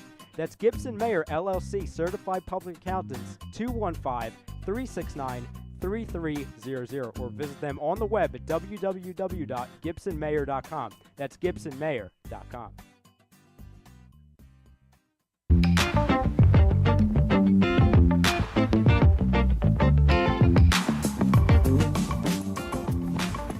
A2DRadio.com is sponsored by the Sports Outlet for all your sporting needs. Located 703 Black Horse Pike in Glendora, New Jersey. Give them a call at 856-939-2030 or email them at sportsoutletnj@comcast.net or visit them on the web at www.sportsoutletinc.com for all your sporting needs. The Sports Outlet.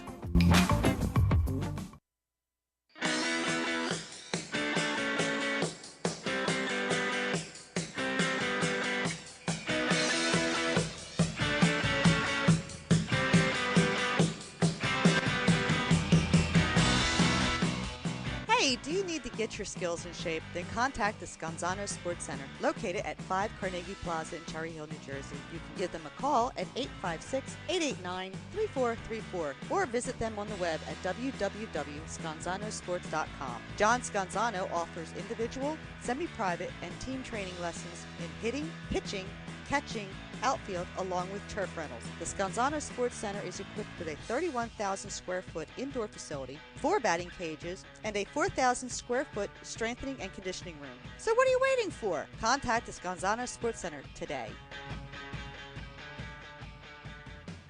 Hi, folks. Bob Mannery here. You're listening to A2D Radio, real sports talk radio for the fans, by the fans, no agenda. These guys are the best in the business. Hashtag it. No notes.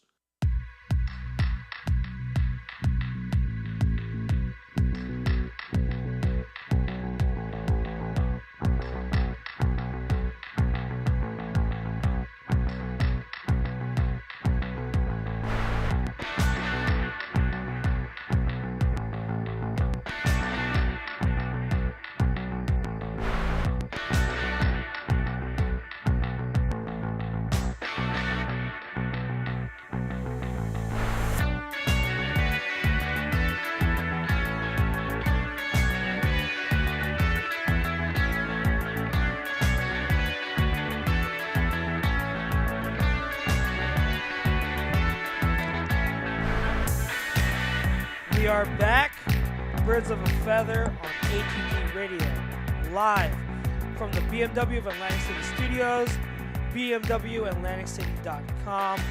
The second half is brought to you by StreamSmart.com. Our poll question again, if you didn't hear it earlier, what was a highlight of the NFC Championship game for you? Was it Patrick Robinson's pick six, the flea flicker to Torrey Smith, the full skull chant, or something else? Guys, Look who decided to join us. look who's here. I'm back, guys. I made it.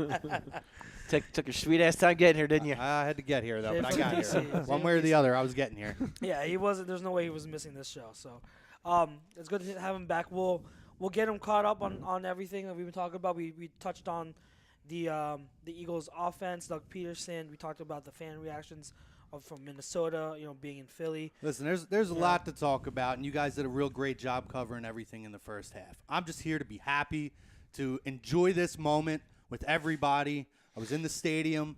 It was a hell of an experience being in at the stadium there, guys. I can't even describe it. I don't have kids, and I don't have a wife. So for me, this 1,000%. God, you don't have a wife. Falls, thank God, yes. I might have kids, and I don't know. I might get a 30-year-old knocking on my door in 20 years. We'll God. see. But I can tell you right now, this is a top 5 night of my life, was being at that game. It was an awesome experience. I mean, I walked out of there. I had new friends, literally new friends, Facebook, sharing things, people that were in some of the A2D videos that I shared with the studio. It was just it was a family environment. I mean, I kid you not. When we won, I literally in our section walked up and down every single row and hugged every single person who was left in my section. It was that kind of That's moment. so you. It was that kind of That moment, is guys. such It was a grown thing. crazy in But that that's place. so I can't even Philadelphia. tell you. But what I was to understand is that Philadelphia Eagles fans are horrible people. Oh, and Crow. listen, we had like 6 Minnesota fans in my row, and things were totally fine. I shared a video on my personal How Facebook. dare everything be fine? That I had a ridiculous. conversation with Minnesota fans at halftime. Didn't even throw one beer. Damn, You didn't even throw a beer can at anybody? What's wrong with you? No, if I was What going to a throw shame. a beer can, it was going to be Steve Austin style, doing celebratory toast. It was crazy in there, and I'm telling you, I was there just to address all that. I'm not going to harp on all that stuff. There was enough of that nonsense in the first half. All I'm going to say is I was there for about 10 or 11 hours. I was in the parking lot, and I was in the heart of where some of the biggest tailgates were. I was there. My section had enough Minnesota fans in there, and I was out by the concourse talking to people. I saw nothing. And I'm not saying things didn't happen. There's bad eggs that in every basket. It just happens that way. But what I could tell you is more often than not, there was some jest, some, and it was back and forth. It went both ways. Right. But it was more of jest and fun. Now, I mean, listen, let's be honest. If they would have lost, maybe it would have been a different story. I don't know. But what I could tell you is even when things weren't looking good, it was a mutual respect and it was a fun environment. Yeah. And at the end of it, I didn't really see too much as far as people giving Minnesota fans a hard time.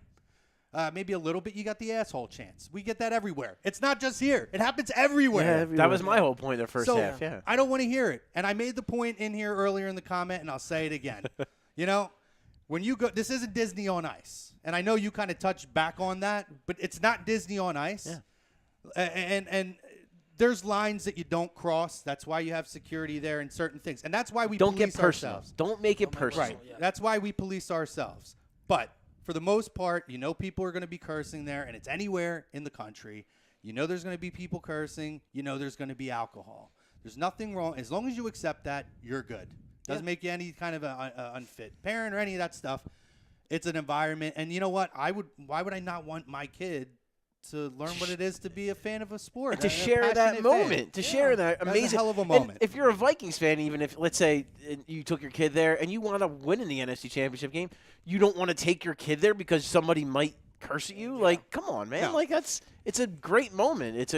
For whatever team wins, it's a great moment. Yeah, and I'm just going to end it with this. There are idiots out there. The beer throwing video, that was so stupid, and that was assholes. And assholes and assholes. Most of them were young people. If you look at it, it's a lot of young people that probably weren't even going into the game. They're doing it just to just They're tailgating doing to it do it. because they It's a think party. that's the fun thing and the cool thing to do, and it's not. And I don't condone that kind of activity, but that's the video that you're going to see that's going to get 500,000 views. But the videos there was a video I watched today. I think I shared it with you where I saw it. Yeah. they lost. The Minnesota fans, everybody in the section was hugging them. They're not like hugging them to be douchebags. They're hugging them like out of respect. Yeah. And obviously it's clear Shaking that hands. throughout that game, those people weren't tormented throughout that game. Yeah. Because you don't do that regardless of whatever team respect there is if you're getting harassed an entire game. And that's primarily what I saw. All I saw happiness, jubilation, and I'm ready to go on to the next thing. Because now it's about us. It's about our next 2 weeks getting fired up for this Super Bowl, guys. I'm fired up. I'm ready to go. Yeah. You ready to go? Oh, I've been ready. Let's go. Me and Ralphie D. I saw Ralphie D there. We had a little bit of a tailgate. It was a good time, right, Ralphie D? Yes, it was. You guys run up any Crisco'd up light poles? No. No, which amazes me. Now that my people- big ass couldn't even get up there. Some people I'll made boost it you up. up, Ralphie. I got you. It's amazing I that got some you. people made it up. No, somehow. yeah, some I know. people legit made it up. It's crazy. But What did someone say? It was a hurdle, not an obstacle. What did they say? Well, like, So it was putting grease on there, and the pole was something like for a Philly fan. It wasn't a hurdle. oh was yeah, just- it wasn't a challenge for Philly. It wasn't That's a challenge. Yeah. nothing. It was a hurdle, not a challenge, I think, or something like Yeah, that. but It was listen, funny. and It was good. I'll say it's like moments like this that you wait for. I got to go with my Absolutely. best friend in the world, and it's one of those things that like you said, whether it's your children, whether it's your best friend, whether it's your grandfather, your father, your wife, whoever it is. That's the kind of moments that you hope. That's the stuff you always remember forever. Absolutely. And I got to savor that. And 25 years, 30 years from now, I can go back and say, hey, I remember being there, one of the happiest moments of my life. Absolutely. And that's what you look for. That's what sports does to us. Yep. People get too caught up in all the stupid bullshit. Like, Yeah, enough they with do. it. So let's move on, guys. Yeah. Let's We're move moving on. We're going to the Super Bowl. Yeah. It was a hell of a game to be at. And what I take away from it, obviously, it was a scary start. We give up. We go down early. Terrifying. I know. I'm sitting in my seat. I'm like, shit. Not this, please. Oh, dear Lord. God damn. Like, Najee it was like good. that too. Yep. Damn, In a Najee blink. good. I think it was it like God. 6 Ah, plays. They dude. only ran 6 plays and it was Yeah. a touchdown It just did. like that. It looked like it was going to be one of those kind of nights. But, Yep. but everything kind of fell into place. The defense played phenomenally. And Nicky Foles, man.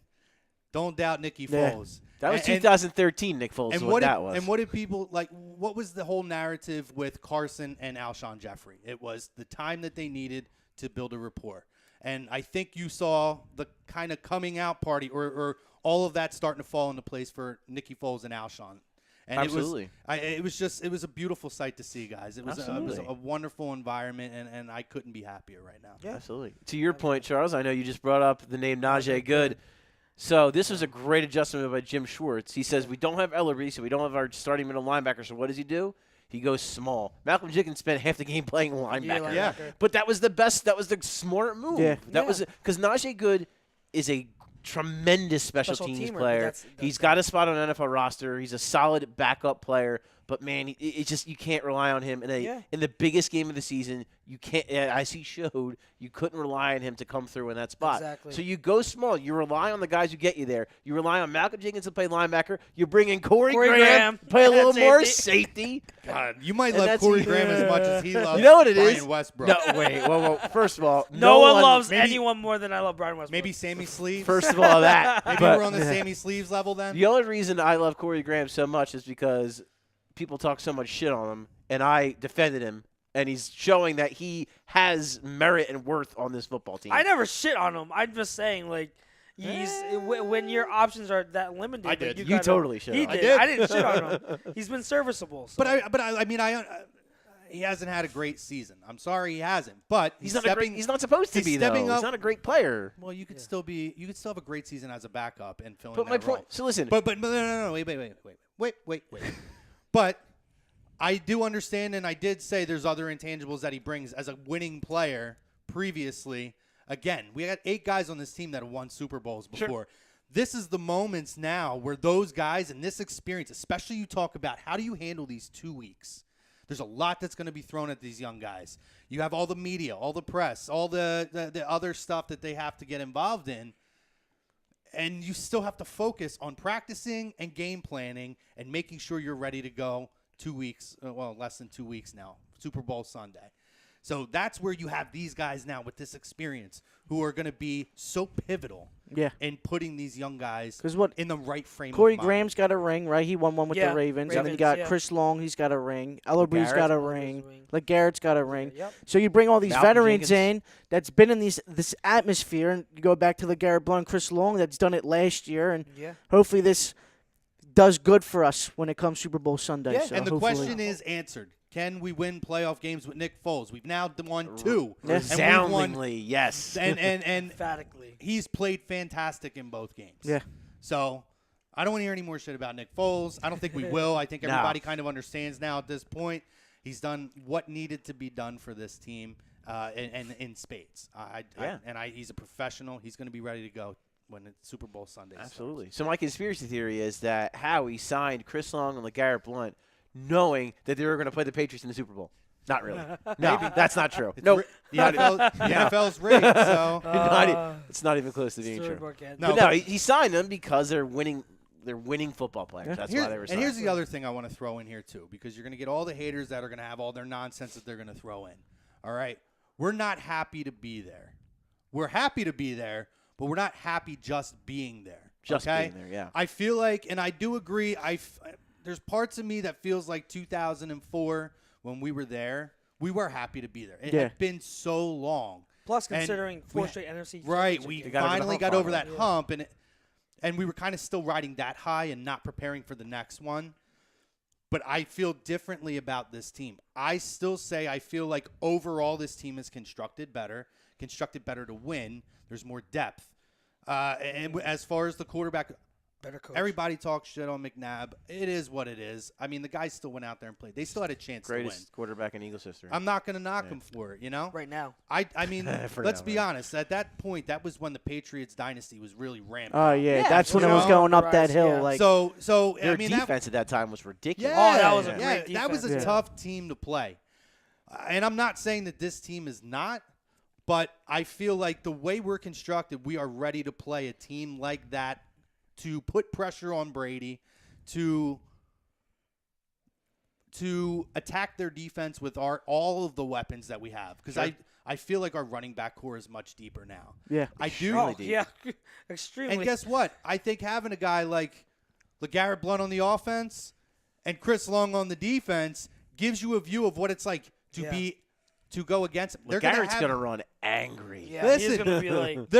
These guys know what it's like. They know what the Patriots' game planning is like. Yeah. They're going to be able to kind of guide the team along and prepare them even specifically for this matchup. Yeah. And again, that's those invaluable type of guys you bring in. Exactly. And I'm really excited about it all right now. You guys. know what? I'm really excited You about know it all. what? The point at which I felt the most confident in this team going into the Sunday's game was when I saw the video of their final team meeting, and they were just in the meeting room just pumping music, just partying, and I was like, you know what? This is a team that's comfortable. Yeah, they're and loose. No, they're loose. Oftentimes, you have a team that's tight. They're like, okay, we need to do this. And sometimes, when you're that wound up, every little thing gets to you. But when you're loose and you're confident in your abilities, it's kind of like as you know, I'm no professional athlete, but I stay active in a lot of things. And when you've done things in practice so many times, it becomes muscle memory. Yeah. It becomes implicit memory to where your body's just reacting. You're just you're going there and doing what your body is trained to do instead of focusing on every little thing. And I think when you've reached a point where you have like you're confident in your abilities to where it's just implicit memory and you're just loose and you're like, we got this, that's when I know that okay, we have a good shot. And I that's why I believed, like when I saw that going to that game, I was like, okay, I really think we got this. And I think that we're gonna have a similar mentality for going into this Super Bowl with this team. I think they are that loose. And I'm not saying that they're going to go in, and take lackadaisical, but what I'm saying is they're confident enough in what they can do. They're not scared of the Patriots. I mean, we had leaders on that 04 team, but we got leaders on this team. Yeah. And I mean, listen, you had Dawkins, and at that time you had Trotter, and you had Hugh Douglas. Hugh Was on that Douglas. team. Some of the other guys was You got Javon Curse on that Javon team as Curse well. was on that Curse. team. Was Deuce on that team? Yeah. I think he was. Corey Son. No, Deuce Deuce was was on the right. team. That was Deuce a is year gone. after, Left. right? Yeah, Deuce is gone. Corey That Simon. was the right? first- That's right. Buckhalter Corey was our Simon. running back Yeah. in that Super No, Bowl, wasn't he? And Westbrook. Well, And Buckhalter, Westbrook. yeah. Buckhalter, But he was a younger Westbrook then. Buckhalter was injured. It was Dorsey Levens that was the back. Oh my God, I forget that. Dorsey Levens. I forgot he was on Him the and team, Antonio yeah. Freeman. I forgot. And I think man. I still have an I Antonio thought our Freeman tight jersey. end was That's it L.J. Smith, right? Yeah, Yeah. L.J. Smith, And he was splitting time And he with fumbled too. But look at the Chad skill Lewis. That piece of positions shit. and the Chad names. Lewis. And listen, I love Chad Lewis. Chad Lewis was great on Broke this his team. foot. But you talk about, like, even just throwing out these names in a whole different conversation, you're talking about, look at the guys that we had in skill positions then Oh, it's not even on close. offense, and now look at the skill position Yeah. offense that you have. That team Like, had T.O. and then a bunch of T.O. Westbrook and really a bunch of guys. Freddie Mitchell, Yeah, Todd exactly. Pinkston, Greg Lewis. Yeah. Greg I Lewis. feel like that. See, I think the 04 team, because of talent, was very top heavy. You had a lot of stars who were arguably elite. This is You a had great point. Yes. McNabb, Westbrook, T.O., who were elite talents. You had Brian Dawkins, Dawkins was an elite talent. You had I'm gonna And then forget Lito Trotter, Shepherd the- and Lito Shepherd, Shelton the Brown. elite talents. But then in terms of when you go top to bottom, I'd love to have that this secondary team, in this yeah, Super Bowl. yeah, exactly. But this team, top to bottom, if you're counting like talent depth, and you're talking about you're going through all the starters, this has more talent. This team has more talent than the 04 team. I'm going to get to Facebook because there is some Facebook here, and there's one I want to address And there's because we had YouTube, this yeah. internal debate in here. So back to Facebook, guys. Greg says, Chrome, yes, I'm back for the second half. Charles did keep my seat warm, and it doesn't stink, so he didn't fart on it. I didn't. Don't worry. Nicholas Eugene, who I went to the game with, says, I'm still sore from Sunday night. Dude, it was crazy Nick. up in that bitch. Nick, we got to get you on here one day. Gina Rambo says, the team this year is way better than the team in 04 or the 05 seasons. And Kimberly says, Gina, they are definitely more determined, and that's huge. Kimberly, this is what I wanted to bring up here. Okay. So Kimberly says, I'm a little salty. There's a Brady jersey hanging in the back there. Here So we go. listen, everybody knows You can't change you're a it. listener. It's the goat wall. Yeah. But we're also very superstitious. You can't change it. And we've had the You can't do debate. Do we anything. cover the jersey? Do Didn't we we take decide? it down? We're riding with what's been successful. Yeah. So the Brady jersey has Until to after the stay, Super Bowl, unfortunately. then we can decide. After what the to do. Super Bowl, we may pull it down. Yep. But for the time being, I think Piss Brian, on it a little bit. Didn't don't- Brian didn't on our thing? Didn't Brian said that we are the day of the Super Bowl, or the day after, we're burning it or something like that. I think we were discussing. We're talking. I think I don't Tom know if said, I don't know if I would be on par with that. No. But if they want to take it down, I'm cool with that. Regardless of whatever we decide. After the Super Bowl. It's gonna be After, there, yeah. and we're not gonna mess Yeah, with Tom success. says we're keeping it there for now until the Super Bowl. Yeah, we're keeping everything up. Yeah. And then Gina says, my hubby said the Eagles were sandbagging the last months leading up to the playoffs. I don't know if they were sandbagging. We talk about it a lot. I think they were playing down. They weren't preparing right. And that's what we love about them being vanilla game vanilla plan yeah. too. And I feel like knowing that they're underdogs now, they've all season when they've been picked against, there's been a fire under Yeah. this team. Yep. And again, we're There's just no respect with this team, man. right. And Just keep on eating the fire, man. right. Keep So, on feeling that fire. I don't want to say works. sandbagging, but it was more about let's get Nick Foles prepared. Yeah. And I don't think there was as much emphasis on the other stuff. So that's to address the Tom Brady jersey. Yeah. So when you guys watch the other it's shows, gonna be on be A2 brought up again. when you guys watch all the other shows on A2D this week, and I know you'll watch the other shows on A2D this yes. week, Watch them. that it's going to be hanging up. So just prepare yourselves. And hey, listen, it's a Super Bowl matchup anyway. So we already had it. We predicted it already ahead of time. Yeah, Sure. We were already ahead of the curve, guys. Yep. We weren't all these other schlubs who call themselves experts and pick against us every week. Yep. We had it picked. Yep. We did. That's funny. YouTube. So we got Renee. Renee, one of our Renee, faves. I love you, Renee. I miss you. He does really love you. She says, all good now. Hey, fellas, we did it. This has been an amazing season. I'm so proud of Doug, coaching staff, and the team. Great running across you guys. Wonderful Eagles fans this season.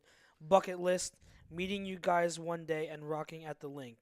That's going to happen, Renee. We'll make sure. Yeah, It'll we be could do great that. To meet you. If not there, we'll rock out and watch the game Yeah. somewhere else. To But all we'll of get we're I To all want- of our listeners, My too. plan for next year is to try to schedule some kind of a gathering, a viewing party. Hopefully, if That'd be it great. goes according to what I'm trying to get done, we can do a weekly thing. But Yeah. we'll make that happen. Absolutely. Yeah, we got Ronan Jones saying, who do y'all think will win, Eagles or Patriots? We'll To leave that which- to next week. Yeah, we're I'm enjoying the moment right now because I this hear doesn't you. happen often. yeah. All I'm gonna sure say, doesn't. listen, I'm You gonna don't live in Boston where every freaking year you get a parade because your sports team wins a championship. Boston. I'm not going to pick a winner. I'm just going to say we're in a lot better position this time than we were. Now let me ask 13 you guys a years ago. question. Comparing the 04 team and this team, if they had to go head to head with each other, This team would win. this Even team- with Nick Foles as quarterback, this team would win. okay, It might be a score like the Minnesota. Well, the defenses would be tough. But then again, we said that about Oh, Minnesota. I'm just trying to. I'm like really trying to take yeah, that all I'm in. not as quick to say. I don't know, man. Yeah, the defensive It'll be- it'll matchups be- tough. I It'll be would a pay. good game. I would pay good money to see John Runyon versus Brandon Graham. That I would know be a that hell of a much. I would matchup. You gotta pay remember good money that to watch 04 O-line was beastly too. Yeah. Really They're good. really good. Just Trey I guess at his we peak. talked about the secondary. That 04 secondary was something Really else. Yeah. good. And then we're talking about Michael Lewis. Brian Dawkins would shut Zach Ertz's ass Yeah, down. Michael Lewis was at his prime where he was Yep. just as physical as anyone. Yep.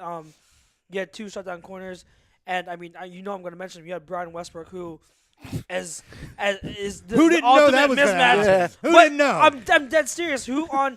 And I'm guys. Okay, I'm talking about one of our issues on this defense has been defending pass catching running backs out of the backfield. Has it not? That's been in terms yeah, of Minnesota it kind has of been. exposed us So Sunday. So So you have the ultimate pass catching running back in the past decade, Brian Westbrook, who on our defense would be able to match up against him. So if you're talking about bringing the safety down and whatnot, who's going to match up against who's going to? if we're talking about an all healthy team, Yeah. it will be Jordan Hicks. Jordan Hicks, Jordan Hicks has speed, coverage abilities, but in terms of physicality, If Wentz Brian is Westbrook. playing, I don't think it's a question that well, this if Wentz team is playing, wins. that's a different If story. Wentz We're is talking playing- about this. Yeah, if you got talking all McNabb, you're due healthy. for a pick for McNabb. Here's the thing, though, too. Or ground ball. Yeah. One, Hickey doesn't Play- turn play- the ball over though. Yeah, playing whack-a-mole with the freaking football. one big factor, because if we're going coaching staffs too, Jim Johnson versus Oh Dougie yeah, P. That's a good one, man. that is a really and Dougie really, and also Jim Johnson going up against Carson Wentz like that. Oh, It's one That's of those. tough. It's great. It's one of Only- those dream things that we. Yeah. Can Right. do. Yeah. We can never I love talk- we it. gotta never get answer. we gotta get a Madden simulation going. Yeah. I think. Oh, I think that's what God. we gotta do. All right. Yeah, but it's funny. So Chrome, like Gina, something- wait. Gina's Oh, sorry. Gina, I just want to tell you because Gina asked why I'm in a tie. I just came from my day job. I just came from a conference in Washington D.C., which is why I missed the first half of the show. He just wanted to look handsome for the. And Kimberly crowd did here. flatter me, so He likes thank you, looking Kimberly. I won't dapper. read it, but Kimberly flattered me. So thank you, Kimberly. He's a Easy, pimp. Kimberly. Slide in the DMs. He's a- These guys. Oh boy. Yeah. Don't listen to them. What was it that Tom said? Pimping and easy. Crim's got it all planned out. Yeah. Crim, it'll play down. When we say no notes, Yeah. who says no notes? Yeah. Okay? That's Tom's thing. No, Oh, God. I'm kidding. No, but what I was gonna say was off of that. Wow. Well, you brought up like the fact, like just the idea, the thought of like the 2014 versus this team, and I think about like Philly sports in general, and this team has this weird vibe of sort of like the '93 Phillies, where really, let's be honest, none of us, when we were sitting here week 1. No one expected this. No one expected. Yeah. And if we would have told you that Carson Wentz would have blew out his knee, Jason Peters, yada yada yada, there's no way you would have thought they were with the making list Super of Bowl. injuries. Like if somebody went on the time machine, came back, and said the Eagles were playing with a Super Bowl with this amount of injuries, I would have probably punched them in the mouth. Yeah. With Yeah, Darren exactly. You're Foles, stupid. Jason Yeah. Peterson, Maragos, Sproles, Sproles, Peters, Right, but Wentz. You hear all these Jordan injuries, Hicks and you're goes like, yeah, down. You're like, oh, Yeah. it's done. But what's so it's crazy. So you have almost like that surprise, like that pleasant surprise, fun factor of like the '93 Phillies with like a lot of cool characters and like a lot of guys, like a lot of people doubting them, blah blah blah. But then at the same time, they're also built for the long term. So it's like this. So they're in a way that's kind of like the 2004 team. So it's like this nice mix of like, yeah, it's kind of an upstart young team that no one expected to be there, but at the same time, it's a team you expect to be back for the next several years. So it's just kind of this cool thing where we get to enjoy it, and it seems like it just started. See, I view it a little differently. I feel like you guys talked about, because our elite players were a little bit older at that point, I feel like it was more of like this team is the young up-and-coming team building up. And that was more of a win now. That's what I'm saying. I think like There's there a are couple blends. years left. Yeah. But I think that was more of a win now team. This is a team on the rise. Yeah. This isn't it, boys. Yeah. This is just the tip of the iceberg right now. We're built for the next 4 or 5 years Yeah, that's to what I'm- continually build up. That's what I'm saying. Like it's just almost like playing with house money in a way. It is 'Cause house money. No one expected us to be here, and there's still. This is just the beginning. This is just the beginning of the ride. Carson Wentz is just hitting. He's not even hitting his prime yet. His He's just- second year. He is on the ascension, and it's just the very beginning of the ascension. A second-year quarterback about to win the MVP if you don't get injured. Runs away with it. Runs away with it. Yeah, it's done. So, God, I would love to see that now. Where's Madden? Yeah. Everybody got I know, Madden yeah. out? Yeah. Start Oh, creating God. players who aren't in there now. Westbrook will be 99 overall. I'm just saying. No, he would. On his Yeah. Schmuck. Remember I was talking about schmucks earlier? This guy's the Pied Piper of Oh, it. sure. Like the only 99s, the only 99 overall would probably be like Dawkins, right? Yeah. Okay. In that entire game of both teams. And really, that was Although Trey Thomas would be close. Trey Thomas would be high. He He'd would probably be be like a really 95. high. And if Jason Peters were healthy, he would probably be pretty damn Yeah, close. pretty I mean, that high. was probably the last, like, really. He wasn't elite, but he had elite years, like Trotter, like where he was a very physical, feared guy by all Oh yeah, teams. especially in our system where Because he took a very quick decline after that year. Right. So, I mean, he's especially another when he guy. went to Washington. I always loved Trotter. He was always one Ah, of my he's favorite a players. beast. Yeah. Trotter was awesome. If they don't have that deal where they let, I mean, who knows what happens if in the Tampa game, if he's in there in the Tampa NFC Championship game, if they don't, because that was the year that they cut him, Yeah, they got had nothing cut him, for him. yeah. He signs at Washington, blows out his knee, and comes Yeah. back. Yeah. But who knows what happens if they work things out? Like, Yeah, but listen, we're not just happy to be there. Nah. We are not just happy to be there. Let's go get the chip. Yeah. Let's close this shit out, guys. Let's get that W. Let's bring that ring back, all right? We got cheated out the first time. It better not happen again.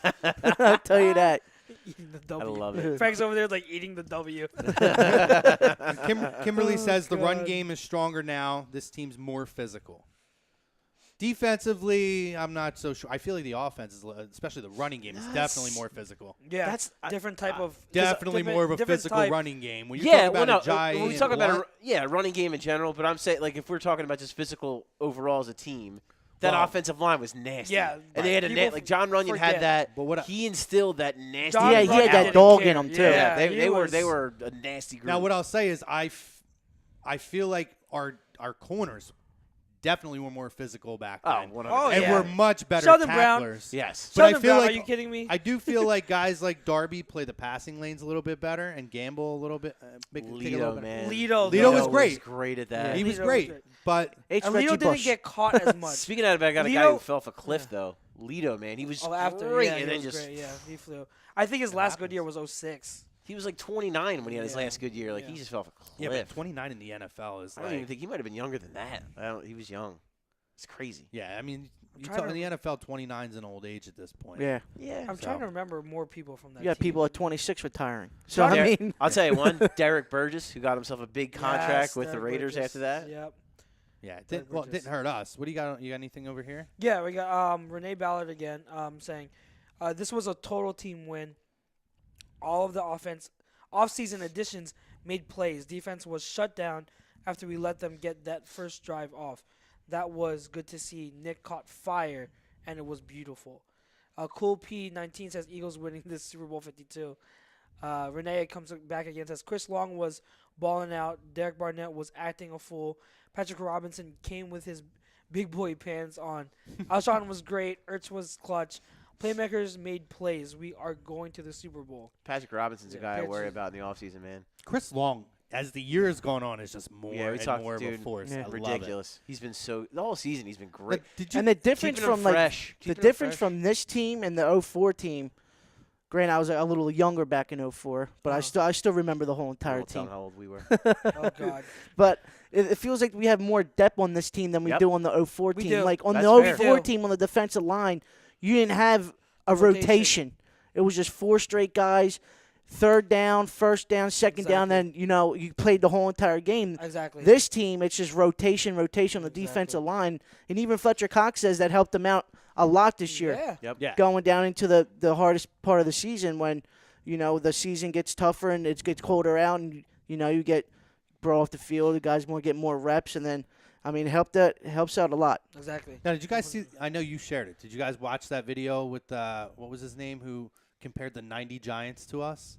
Oh, yeah. Yeah. Adam The- Lefkoe. yeah. How Absolutely insane Yeah. parallels to this Isn't team. that crazy? And he said, "I'm going to give you every reason why the Eagles are going to win the Super Bowl this year." And he had pictures for everything, and Yep. he's like, he started talking about your starting quarterback Sims. goes down, Number Hostetler. 11. Right. number First top 11 10 gets hurt, goes down, Phil Yeah, Sims, Phil and Sims, then right? Hostetler Yeah. comes in. and it Yeah. was a third-round quarterback. Then they went to Jeff Hostetler, who contemplated retirement. Yeah, the Foles. And then He they talked had about another third-round quarterback contemplating retirement. talked came about in. how they struggled leading up to the playoffs, just like the Eagles. Talked about Multi-headed how- running backs, right? Yeah, I think so. Otis Anderson. I don't Yeah. know if that was that something he mentioned. He in there? didn't mention that, but I'm trying to hark back on the team. But then he mentioned in their matchups, the Giants beat an NFC North team, Like blew them out. blew them out, Yeah. and then beat the NFC defending Super Bowl champs by scoring 15 points, Yeah. which we did. We beat the Interesting. defending Beat the NFC Falcons champs by 15 like and then we, beat an NFC North team. Yep. And then The comparisons If were it all insane. comes down, And then- Crazy. I'll It's give that insane. dude my whole entire yeah, house. and then he said the last You two can have things- my family too. the last two things he said was parallels were the 1990 Giants were facing an AFC in the Super Bowl. We're facing an AFC East team that had been to the Super Bowl 4 times in this decade. Buffalo. We are facing an AFC team that has been to the Super Bowl 4 times in this decade. And he said that the reason why the game was decided by a missed kick by the Buffalo Bills kicker Norwood. Norwood. who went to James Madison. James Madison High School, and the kicker for Gostkowski went to Madison something high school. Dude, it was like It all comes full circle. I mean, obviously This it's shit like, better happen. obviously I it's want a like one of those goddamn ring. crazy things, but it was like one of those things you're like, yeah, Holy shit. yeah, this Yeah, is gonna happen, I'll tell you boys. what, that's studying right there. That's dig research. Yeah. Well, you did. So It was- you did it was have crazy. that team did have Otis Anderson and a young Rodney Hampton. So they had their old battering ram back, Yeah. Garrett Blunt, and their young battering ram back, Rodney Hampton. And JJ. JJ. Just saying. Wow. There's so many You're gonna keep 'em parallels. going. Yep. Mark Bavaro, great tight end. Zach Ertz.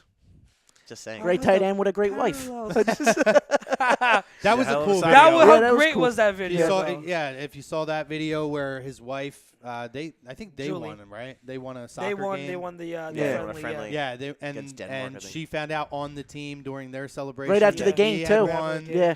and then one of the media representatives showed him the video of her Yeah. crying on the field, and It was then he very was cool. Oh crying. yeah, It's cool stuff, man. it's great stuff. And then like I How can I you got not you- love this team? Their kids Yeah. are going to be some elite athletes. Yeah. Oh my god, yeah.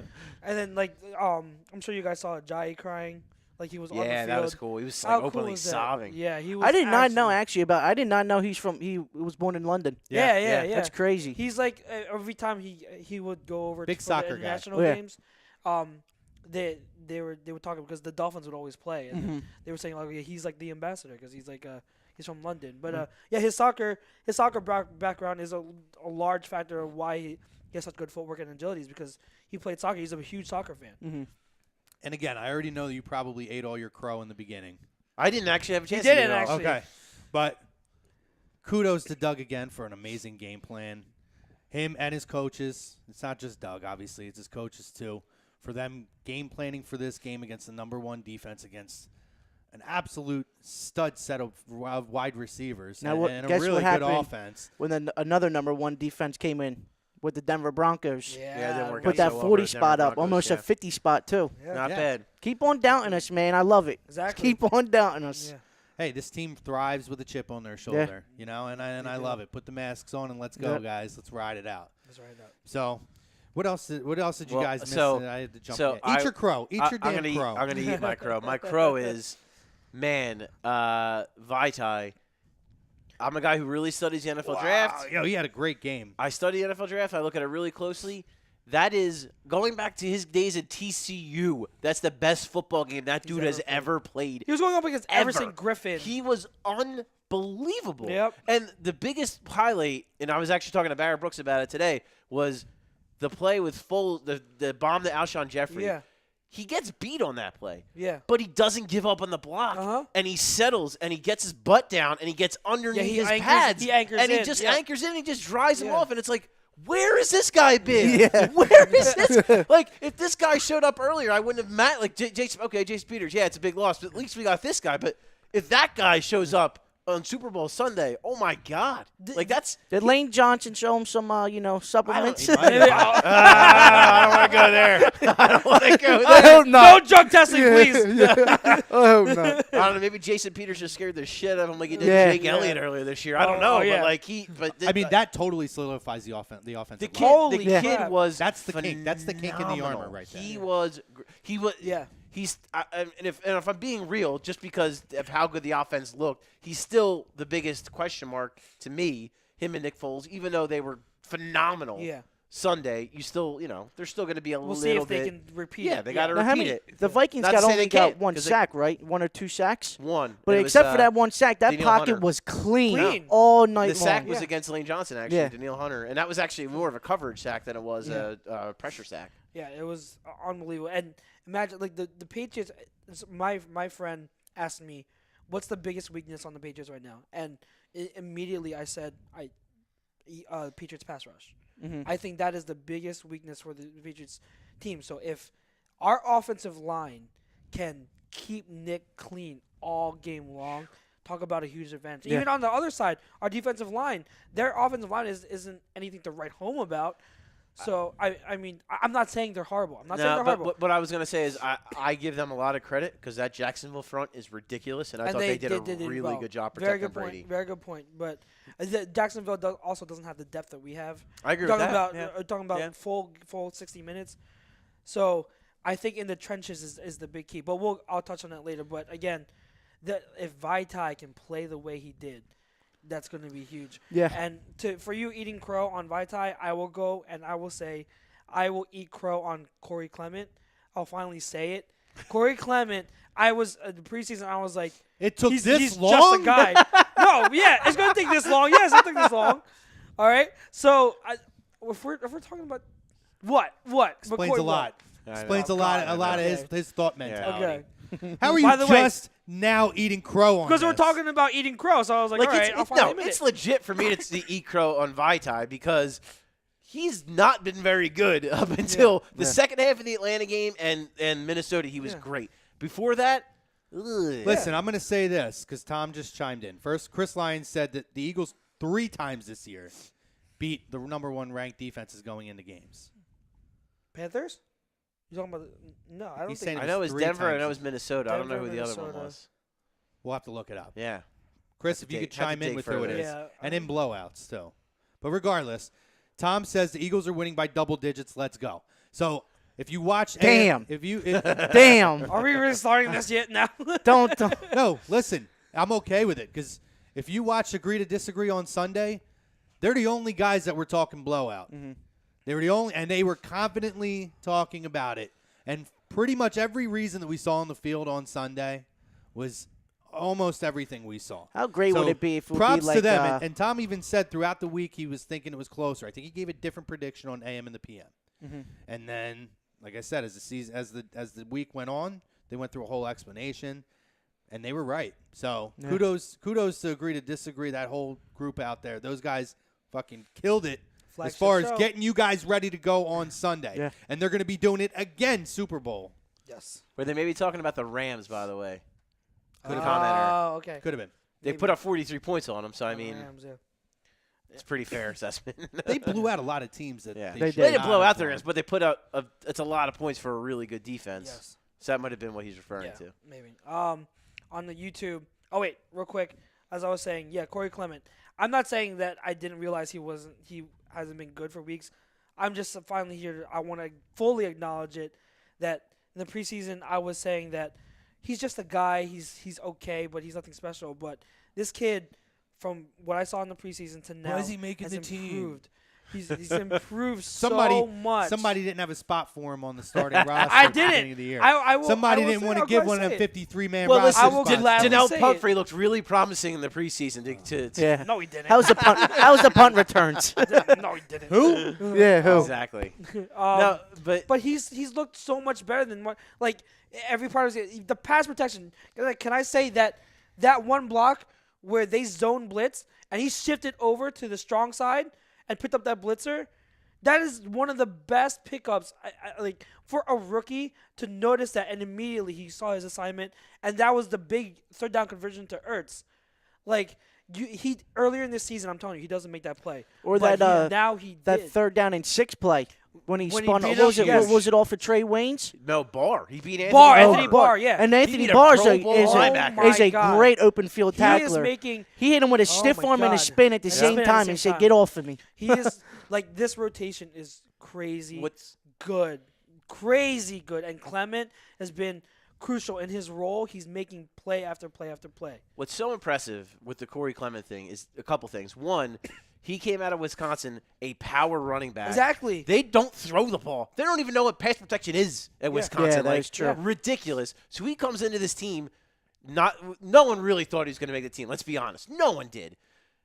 He comes in without a role. They sign LeGarrette Blount, and everyone's like, all right, that's probably it for Cory Clement. Like, they're probably not going to bring him back. Yeah. This team wanted Wendell Smallwood to take that 3rd down back job. Talk They about want disappointment. because Yeah. his skill set fits it perfectly. Yeah. Because he's quick, he's a slasher, he catches the ball out of the backfield. He's perfect for that. Yeah. But he can't pass protect. Can't pass protect So at what all. did Deuce Staley do? He told, hey, Cory, if you learn how to pass protect, You get it. you're going to take this job. And to the kid's credit, he studied his ass off. He worked on it. Again, it was an aspect of his game that he didn't have. He never had to have.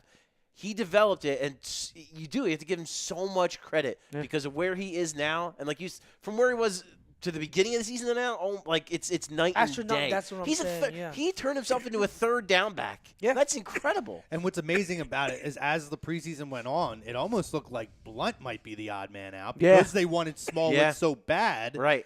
And it looked like Clement was going to take his job. Yeah. And obviously, I mean, I was you don't not put Clement on the active roster, but I mean everything played just as it needed to. Yeah. I mean, it's unfortunate that Sproles got hurt, but that got us Ajayi. Yeah. And Clement has come in and he's proven that he can be a force in a tandem or a trio as far as the running back goes. Yeah. There is a definitive place for him on this team now and going forward. If Sproles comes back, I think you ride with Ajayi, Clement, Clement and and Sproles, Sproles next exactly, year. yeah. I think you just ride with it. You just ride with. I mean, those, yeah. I hate seeing Blunt go just because I love the guy. I hear you, but I've Yeah, always I been a don't see fan it, of him. yeah, same. I really Same. have, and I love seeing him in that Eagles green. Yeah. If they but win, he might hang him up, man. I mean, Yeah, he I might. think It's so. not impossible. You know what? I mean, all things considered, that would be a perfect scenario. Then I wouldn't feel any kind of a regret. And hopefully, hopefully That being Chris said- Long don't do that either. Because I Oh, want Chris no. Long. God, yeah, that I would- hope he. But I could see him being like So I could see Chris Long as being the kind of guy who does that because he's a really smart guy. He has aspirations. He sees life much bigger than football. Yeah. So I could see him. The guy wanting, played for free this year. I know. Yeah. I know. But I think I Thank could you. see him as being the kind of guy who would just say you know what? That's I'm done. 2 Super Bowls in a row. I contributed a hell of a lot more to this one than the last one. I've done so much. I want to spend time And with my I family think, now. too, I could see it. To piggyback off hope he of does that, it. and you talked about how he did win last year, but he wasn't as much of a focal point in the game plan because the scheme, let's be honest, it didn't fit. And a lot of people questioned, did he have it in the tank to come in and contribute to another team? He looked at the Eagles. He saw an opportunity for him, a scheme that probably fit him a little bit better. He came in knowing he was going to be a role player, and he earned more playing time by week after week. By mentoring the young guys, but then coming in and leading by example. It's And crazy that's for Chris, what you too. want from these guys. He's in St. Louis for almost his whole entire career. Never been to the Right. playoffs. Goes to New England, wins a Super Bowl, comes to Philly. Now he's in another It's Super crazy. Bowl. Yeah. Couldn't have Crazy. a better dude. I'll tell you Yeah. that much. He's And the family, the lineage with that family. Ah. They're His there's a brother's an lot- offensive still- lineman, right? Yeah, he's really Bring good. him Kyle. here. Kyle. Bring the whole Yo, family. He's here. gonna use the I'll depth. tell you what. I would take Kyle Long here in a heartbeat. Yeah. That guy could play. No, but and what some people forget too is going back to what you were saying about him being in New England and not having to. Man, there were years in St. Louis where he was a premier pass rusher. He was. a better Yes. when he was playing a straight 4-3 scheme, and Yeah. that was his job to just be. He was great at it. Yeah. So now that he's taken on a lesser role, like you said, and he like Jim Schwartz, they sold him on the idea of, hey, if you come here and you be a rotational piece, we're gonna get you the snaps, and you're gonna be fresh, and you see and you see it. You just see how fresh he is and how good he Yeah. looks, how good they all look. Honestly, it worked out amazing. perfectly that time. And again, more kudos to Howie Hero for Howie Yeah. Hero. Absolutely. Howie Hero. And again, you talk about eating crow. I'll fucking eat. I'll eat a whole nest of them. It's the Crow episode, okay? There's a difference, and it came up this week. Somebody was talking about Howie and his previous, and would you have thought it's not the same person, guys? I'm Nah. convinced. It's his Joe twin brother. Douglas. Yeah. It's Joe some- Douglas in and his Joe ear. Douglas, too. Somebody different. That Yeah. was Howie Roseman. This is Howie Hero. Yeah. He's changing his last name to Howie Hero. It's done. Rowie I'll Halbert. change it for him. It's a whole We'll different. submit the paperwork ourselves. Yeah. No, I mean he's been phenomenal, and I don't know because I was kind of in and out watching the first half of the show, you guys, and I thought I heard you guys, somebody, and maybe it was on the chat talking about the cap. I don't worry about the cap because this guy knows how to do things, how to Yeah. make moves, Absolutely. to create the room that they need. If it's a piece that they need, and they have a legitimate chance of bringing that piece here and making it happen, Howie will find a way to make it happen, and not just make it happen. He's not going to hurt everything else that's in place, the long-term view, to make it happen. And you know what's funny too? Like, there's one move that I think a lot of people. I know that, I know Charles. I know you were on board with this. I know some other people were. But when the Jordan Matthews trade happened, and they gave Jordan Matthews and a third-round pick for Darby, there were a lot of people that were not happy with that. Yeah, move. there They were. did not want to see Jordan Matthews. I go. was. I would have No, sent him a bag. I was. I would have Same. sent him a bag. I would have We sent him a would- bag of balls and jock straps Yeah. while we're at it. I'm on the Now same boat. look how many people don't drop the balls now. You get, Yeah. you get the disease out of your team, and then people actually caught the balls now. No, but it's Now it's Buffalo's problem. I mean, listen- now he's a free agent now, so I don't know whose problem it is Listen, now. I always did like him. The talent was there. He couldn't keep his hands on the ball, and it was weird because it only seems like it was like the last year and a half that it really was like an issue for Yeah. him. He was pretty short-handed in the beginning, but whatever reason, It seemed like I big think it got catches. between the heads for him, or Yeah. between the ears for him, and I do believe that kind of stuff rubs off on everybody around you. You know, Yeah. success. People feel success. They feel that energy, and it rubs off. Same as negativity does. I think that more so too than just like the drops of Jordan Matthews. I don't. I guess this is just like a me personally thing, like me watching football. I don't love the idea of a 6'2" slot receiver. Yeah, a I big just one. didn't Yeah. really care Oh, yeah. for it. I think Aguilar fits that role That's perfectly. so Yeah. much Yeah. better. No, and he's right. Totally where agree with He's you. been saying, I mean, you can move Yeah. him and run him deep. I mean, Aguilar's skill set is through the freaking roof. Absolutely. That's why. Reason he's a first that's round why pick. Chad Ochocinco talked about this kid's got real. everything that you could ask for in Yeah. a wide Yeah. receiver. But I agree. I don't move him from the slot. I hope that that's the role. I hope like they don't. Yeah, majority of the I don't time want to stay see in the them go slot. out and get somebody and then try to move him outside. I think you keep him where he's I at. think if anything, you run him out in some different Some formations packages. Yeah, and yeah, packages. yeah. Some stuff like that. But yeah, see, that's the thing with Jordan Matthews when he went. I wasn't totally heartbroken about it either because I look at Mac Hollins as a similar kind of build, a similar style, but I think But he's faster and He's has faster better right. hands. And his- exactly. But I think like for him, I think Jordan Matthews is now approaching the point where he is what he is. He's a 2, maybe a 3 Yeah, wide definitely, receiver. yeah. I say he's a 3. I don't think he could 3. handle the pressure here because he was being looked at and relied upon to be the number 1 guy. Yeah. I don't think he ever was that. No.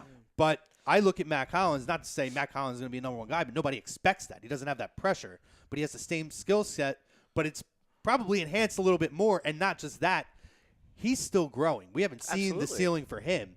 So to me, I got 2 guys on the same roster. I'm going to ride with the young guy that is almost here already and still has much more to go. As this guy, and honestly, I mean, it didn't work out in Buffalo. I still think Jordan Matthews can go somewhere else. No, he could play a little bit. And he I- can still play. But a I little think bit. he can Send him to revive Cleveland. himself. Well, maybe he can revive himself a little bit. Maybe. Hey, listen, they're going to have Todd Haley, so maybe that's No, not a you know terrible what? place for him. To Again, go. I said it earlier with Macklin. I think Chicago would be a good place for him, too. Macklin. He knows the system because he was under Doug Peterson, so he's going to know Nagy's system in Chicago. Yeah. He's a reliable target for a young quarterback. I think he would be a fine fit in Macklin Chicago. and Matthews. Yeah, Macklin and Matthews. And then Cam Meredith is there, right? Yeah, Cameron Yeah, Meredith is he back. would have to if come Kevin, back, yeah. if Kevin White ever plays football ever, No. poor guy. Are we? Damn. Are we gonna touch on We'll talk about the injury fact bug with that kid. it's not looking like Flip or Schwartz are going to get head coaching jobs? Crazy. Well, they're not. They're Well, not. thank God. Yeah. Like, not. yeah, Thank God. we got Keep Frank over there them- pumping fists. Frank, Yeah, I'm Frank's doing it like, with yes. you, dude. I am. Like, thank like, God. Keep them here as long as we can. I know, like, Yes. it's not that. Cherish it. I'm not happy. I'm not happy that guys that probably deserve those kind of opportunities are not getting them, but I'm happy that they're still going Yeah. to be here So another year. they still could lose Flip because someone could sign him as an offensive coordinator. Oh, He- Right, but and I'm he's saying free- as he's- a head coach. I said head No, coach. no. Head coach, he's gone. But I'm saying we could Right. still theoretically. Lose And I some think stuff. the Cardinals were, even after they hired Wilkes today, they were interested in bringing in DiFilippo for another interview for the offensive coordinator position. Right. Which, I don't know. If you're him, is that what you really want to do? Because they're probably going to have to draft a quarterback because they don't have one in Arizona. Yeah. I mean, So, I mean, I don't know. and really nowadays in the NFL, it's not like the old days where you had to go through that process of, be a line coach Right. or Yeah. a quarterback coach. Then now you have to prove yourself as a coordinator. Yeah. Harbaugh got hired as a special teams coach. Yeah. Doug happens. Peterson- Now look at him. Yeah. I mean, I know Ravens. Peterson was an offensive coordinator, but really, let's be honest, most of his coaching experience was at the high school level. Yeah. Right. Yeah. So, I mean, you don't necessarily qualified need. coach, Yeah, you don't Mike need that. You Lombardi. just got to find the right guy. Interesting Yeah. point. I was listening to a station earlier this morning who the point came up apparently on a Detroit radio station that, and I don't know, I would have to look this up, but it sounded like it was accurate that no head coach with the Detroit Lions has ever gotten a second head coaching job. That's insane. Wow. Well, Matt Patricia, I'm gonna go. I'm gonna I go feel back bad and for you. research it, and I'll bring that up next week. No, because that's because I'm thinking of all the coaches like Bobby Ross, Wayne Fonts, No head Wow. Jim coach Schwartz. with the Rod Detroit Marinelli. Lions has ever left and gotten another head coaching I can't think job. of all those guys. None of them now got a Matt, second job. Matt after that. Patricia's going to be the next victim. Oh my God. That sucks. I actually really like Matt Patricia a lot. Yeah. I I think he's do a damn too. good coach. We'll see. Maybe he breaks a trend. He's he's legit like an astrophysicist. Like he's like brilliant. He's like a Oh, I really- didn't know that. I didn't He's know. yeah, that's dude. crazy. So Jeff Howe from the Boston Herald wrote a really good piece on him when he was getting interviewed for jobs a couple years ago, and it made me want the Eagles to hire him instead of Doug Peterson. Chris which Lyon- obviously that all worked out, but Chris Lyon says Poll fumble recovery. At that point, it was 14-7, Vikings in field goal range. Yep. Yeah. That was definitely huge. And he says after his bullshit early celebration in the Falcons game. And Kimberly says, good, let's keep what we got. Yep. And again, I think especially Flip, he deserves some kind of an opportunity. If we got him for another year, though, am I going to be upset hurt. about it? No. Although someone brought up a good point though too. Like His time will come at some point. Yeah. there's that, will. there's that for sure because he's a great coach. He's got a great offensive mind. But man, Carson Wentz is great. do you really need him to have a great quarterback coach? Because I No. feel like he's someone said DiFilippo has done his job. His job. He's done his job. He has made Carson Wentz. If we he has lose him, it's okay. Helped mold Carson Wentz into this guy, and I think Carson Wentz is only going to go from here, And whether DiFilippo's And here that's or why not. the Bears wanted Flip Yep. so bad too. Yep. Yeah. Because they got Sure. Trubisky out there, and they saw Yeah. what he did with Wentz. Exactly. And you still listen. He You would've still got been a Dougie great P there, so Yeah. you still got Yeah. another guy, another You former got another- quarterback, yeah. and the rapport Frank that those Reich, guys maybe? have. You got Frank Reich, who You is- got I don't know Duke what I His still don't brother- know what Frank Reich does, but he's here. Yeah. his brother was actually my high school history teacher. Really? Yeah. Fun fact. Mr. Reich. Yeah. Fun fact.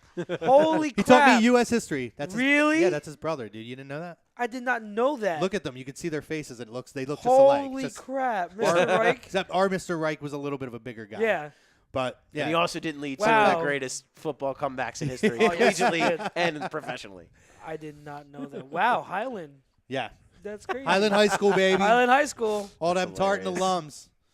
But yeah, I just thought that was a crazy fact about the Detroit Lion head coach. Yeah, that is nuts. That is I crazy. will double fact check that Yeah, this sure. week. I always say I'm going to do these things, and I don't. I will do it this time. I will We'll fact hold you check to it. this. I'm writing it down. But and also it proved again, Case Keenum outside stinks. Case Oh, Keenum, yeah. when he's How about under this? pressure, stinks, Case, too. how about this? Case Keenum stinks. I mean, The real Case Keenum came out. yeah. I mean, yeah. I mean, we'll see. The But kid had a great year, but let's be real. Like, Yeah. he's just not. The- He is what he is. but he did enough to win that job, probably going into next year. I don't Yeah, know. they were I talking don't about know. who It's do you go. so they're all weird that three Blake it's of a them. Bortles. Does situation. Blake All three Bortles? of 'em. I think he should because they were in a position to win that game. The defense gave that up Yeah. the last couple drives. I think, but what I was saying, you weren't You here were- for it, but what yeah. I said was, if I'm the Jaguars, I'm putting a full court press on Kirk Cousins. Oh well, I mean, Did listen. you imagine that? You know, and Charles can definitely vouch for this. I've been on the Kirk Cousins train for a long time. I haven't been. I'm I a haven't more just this recent season, convert. yeah. I think Kirk Same Cousins here. would But be He excellent proved to with me them. this season. In Jacksonville, they're relying heavily mostly on the running game, but you If they- have really if they good, get pretty Kirk good young Cousins- weapons. If they get Kirk Cousins, they're the AFC favorite. Immediately for me, they are the AFC favorite if they get Kirk It'd be Cousins. interesting too for them if they bring Allen Robinson back too, because he's coming off a knee. He's Yeah. he's got a contract coming up. I'd be interested to see what they do with What him. the Chiefs do And listen, I because know they got I know he's a former Giants coach, but kudos to Tom Coughlin. Went in there to completely Did a change hell the of a culture job. of a Yeah, he losing did. organization. He Coughlin's good. he brought a winning mentality Coughlin's to good. there, and he put all the right personnel in place, top to bottom. Coughlin. They're going to be good for a long Different mindset. Yeah. They got a time. different mindset Yeah. in the organization. So you know, Exactly. I was happy. Unfortunately, they lost, but I was happy to see what Jacksonville was able to accomplish. Yeah. And They're not the fact that they laughing didn't- stock anymore, fact- man. yeah, Not They're even on not their at way all. up. They're the And opposite. the now, fact yeah. that they went in there and they didn't just get walked all over by the all high and They mighty should've Patriots. won. They should have Yeah, won they that. should've They were up won. 24-10 at one point. But They you know what? should've won. You know what? For the most part, that's a good thing for them and a good learning experience. It Again, will be. Obviously, you'd rather win, but young teams, when you feel that feeling of defeat, get you hungrier for next year. Oh yeah. So Yo, side note: did you guys see Leonard Fournette's jacket walking I into did the not, game? but I No. did see him crying when he came off the field. So listen, this jacket, it is like first of all, like if any of us wore it, we'd look stupid. Well, of But course. but course. this guy, like it was actually a picture. Oh, here it is, the picture of him and Jalen Ramsey. First of all, what in the world? what year is it? I have no idea in that Holy picture. crap. It's amazing. Okay. It's beautiful. Wow. And Ramsey. That's look- $100,000 Ramsey right looks there. dapper too. That jacket on Ramsey is. Oh wow. That's what I'm Okay. saying, man. And like you can't Wow. if you just sort of look at them from the top, you can't tell what year it is. Yeah. They're styling, man. Yeah. Cam Newton. Take Sorry, notes. but I just had to bring that up because I. Cam Newton, please take notes. Fashion. Yeah, right. And Russell Dear Westbrook too. Lord.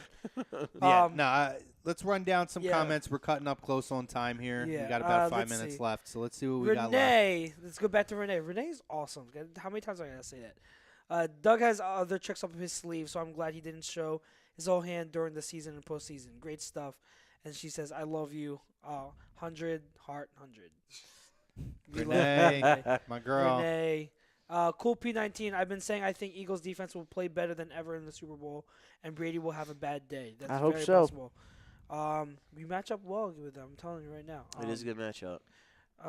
Much better than it was the last time. The we last played. time, yes. And what do good defense do? They travel well. Exactly. So hopefully this defense can travel to Minneapolis and win me a goddamn ring. Yeah. It's Smooth Performance says, yeah, that's right. Ralph and I are about to be professional NBA 2K players. Yeah. I guess it's something between you two. Renee says nothing beats the resiliency, depth of this team. I love watching football in the 90s and 2000s, but having a better understanding of the game, team management, didn't pay attention to that until Chip. She says again, this team is my favorite of all the others except B-Dog, and that defense has a special place in my heart. Sure. Probably really made me the diehard fan I am. James Young says Sidney Jones waiting in the wings. Yes, Sidney Jones. I love Oh, me. God, I I love cannot Sidney Jones. wait He is for my next- dude, Sidney yes. Jones, man. Sidney Jones. He's gonna be. I almost cried when we drafted him. He's gonna be I almost so cried. Yeah. good. James again says we haven't had a D-line like this since Reggie White, Jerome Brown, and we've had some great defensive And I lines. rocked my Reggie jersey You again. did. Love it. I Summoned saw it. all the goats of defenses past for the Eagles, and we rose above. Yes. Thank you, Jerome. Yes. Thank you, Reggie. Thank you, Jim Johnson. Be careful what you R.I.P. pursue. This guy again, I love him. Be careful what you pursue. Says I said name Chris every time. Long has a point to prove. More reps. Go Birds, a story for the ages. Fly Eagles fly. Renee at it again. Says, yes, it was 3 times we beat number 1 defenses throughout the season. Broncos was 1 until we smoked them. And she responds to James saying, that's crazy and I love it. Sidney Jones on ice. I hate to see Blunt go too and Patrick Robinson. Chris Long, this has to be our year with these pieces. We just got to get it. I'm scared about Peters. Will we keep him if Vitae balls out in the playoffs? Yeah. Peters. Yeah, he'll Peters be back. coming back. He'll be back. And you know what? I hate to. I don't want to say I hate to see Patrick Robinson go because I know who's going to be filling in his spot. Yeah. True. Yeah, we know.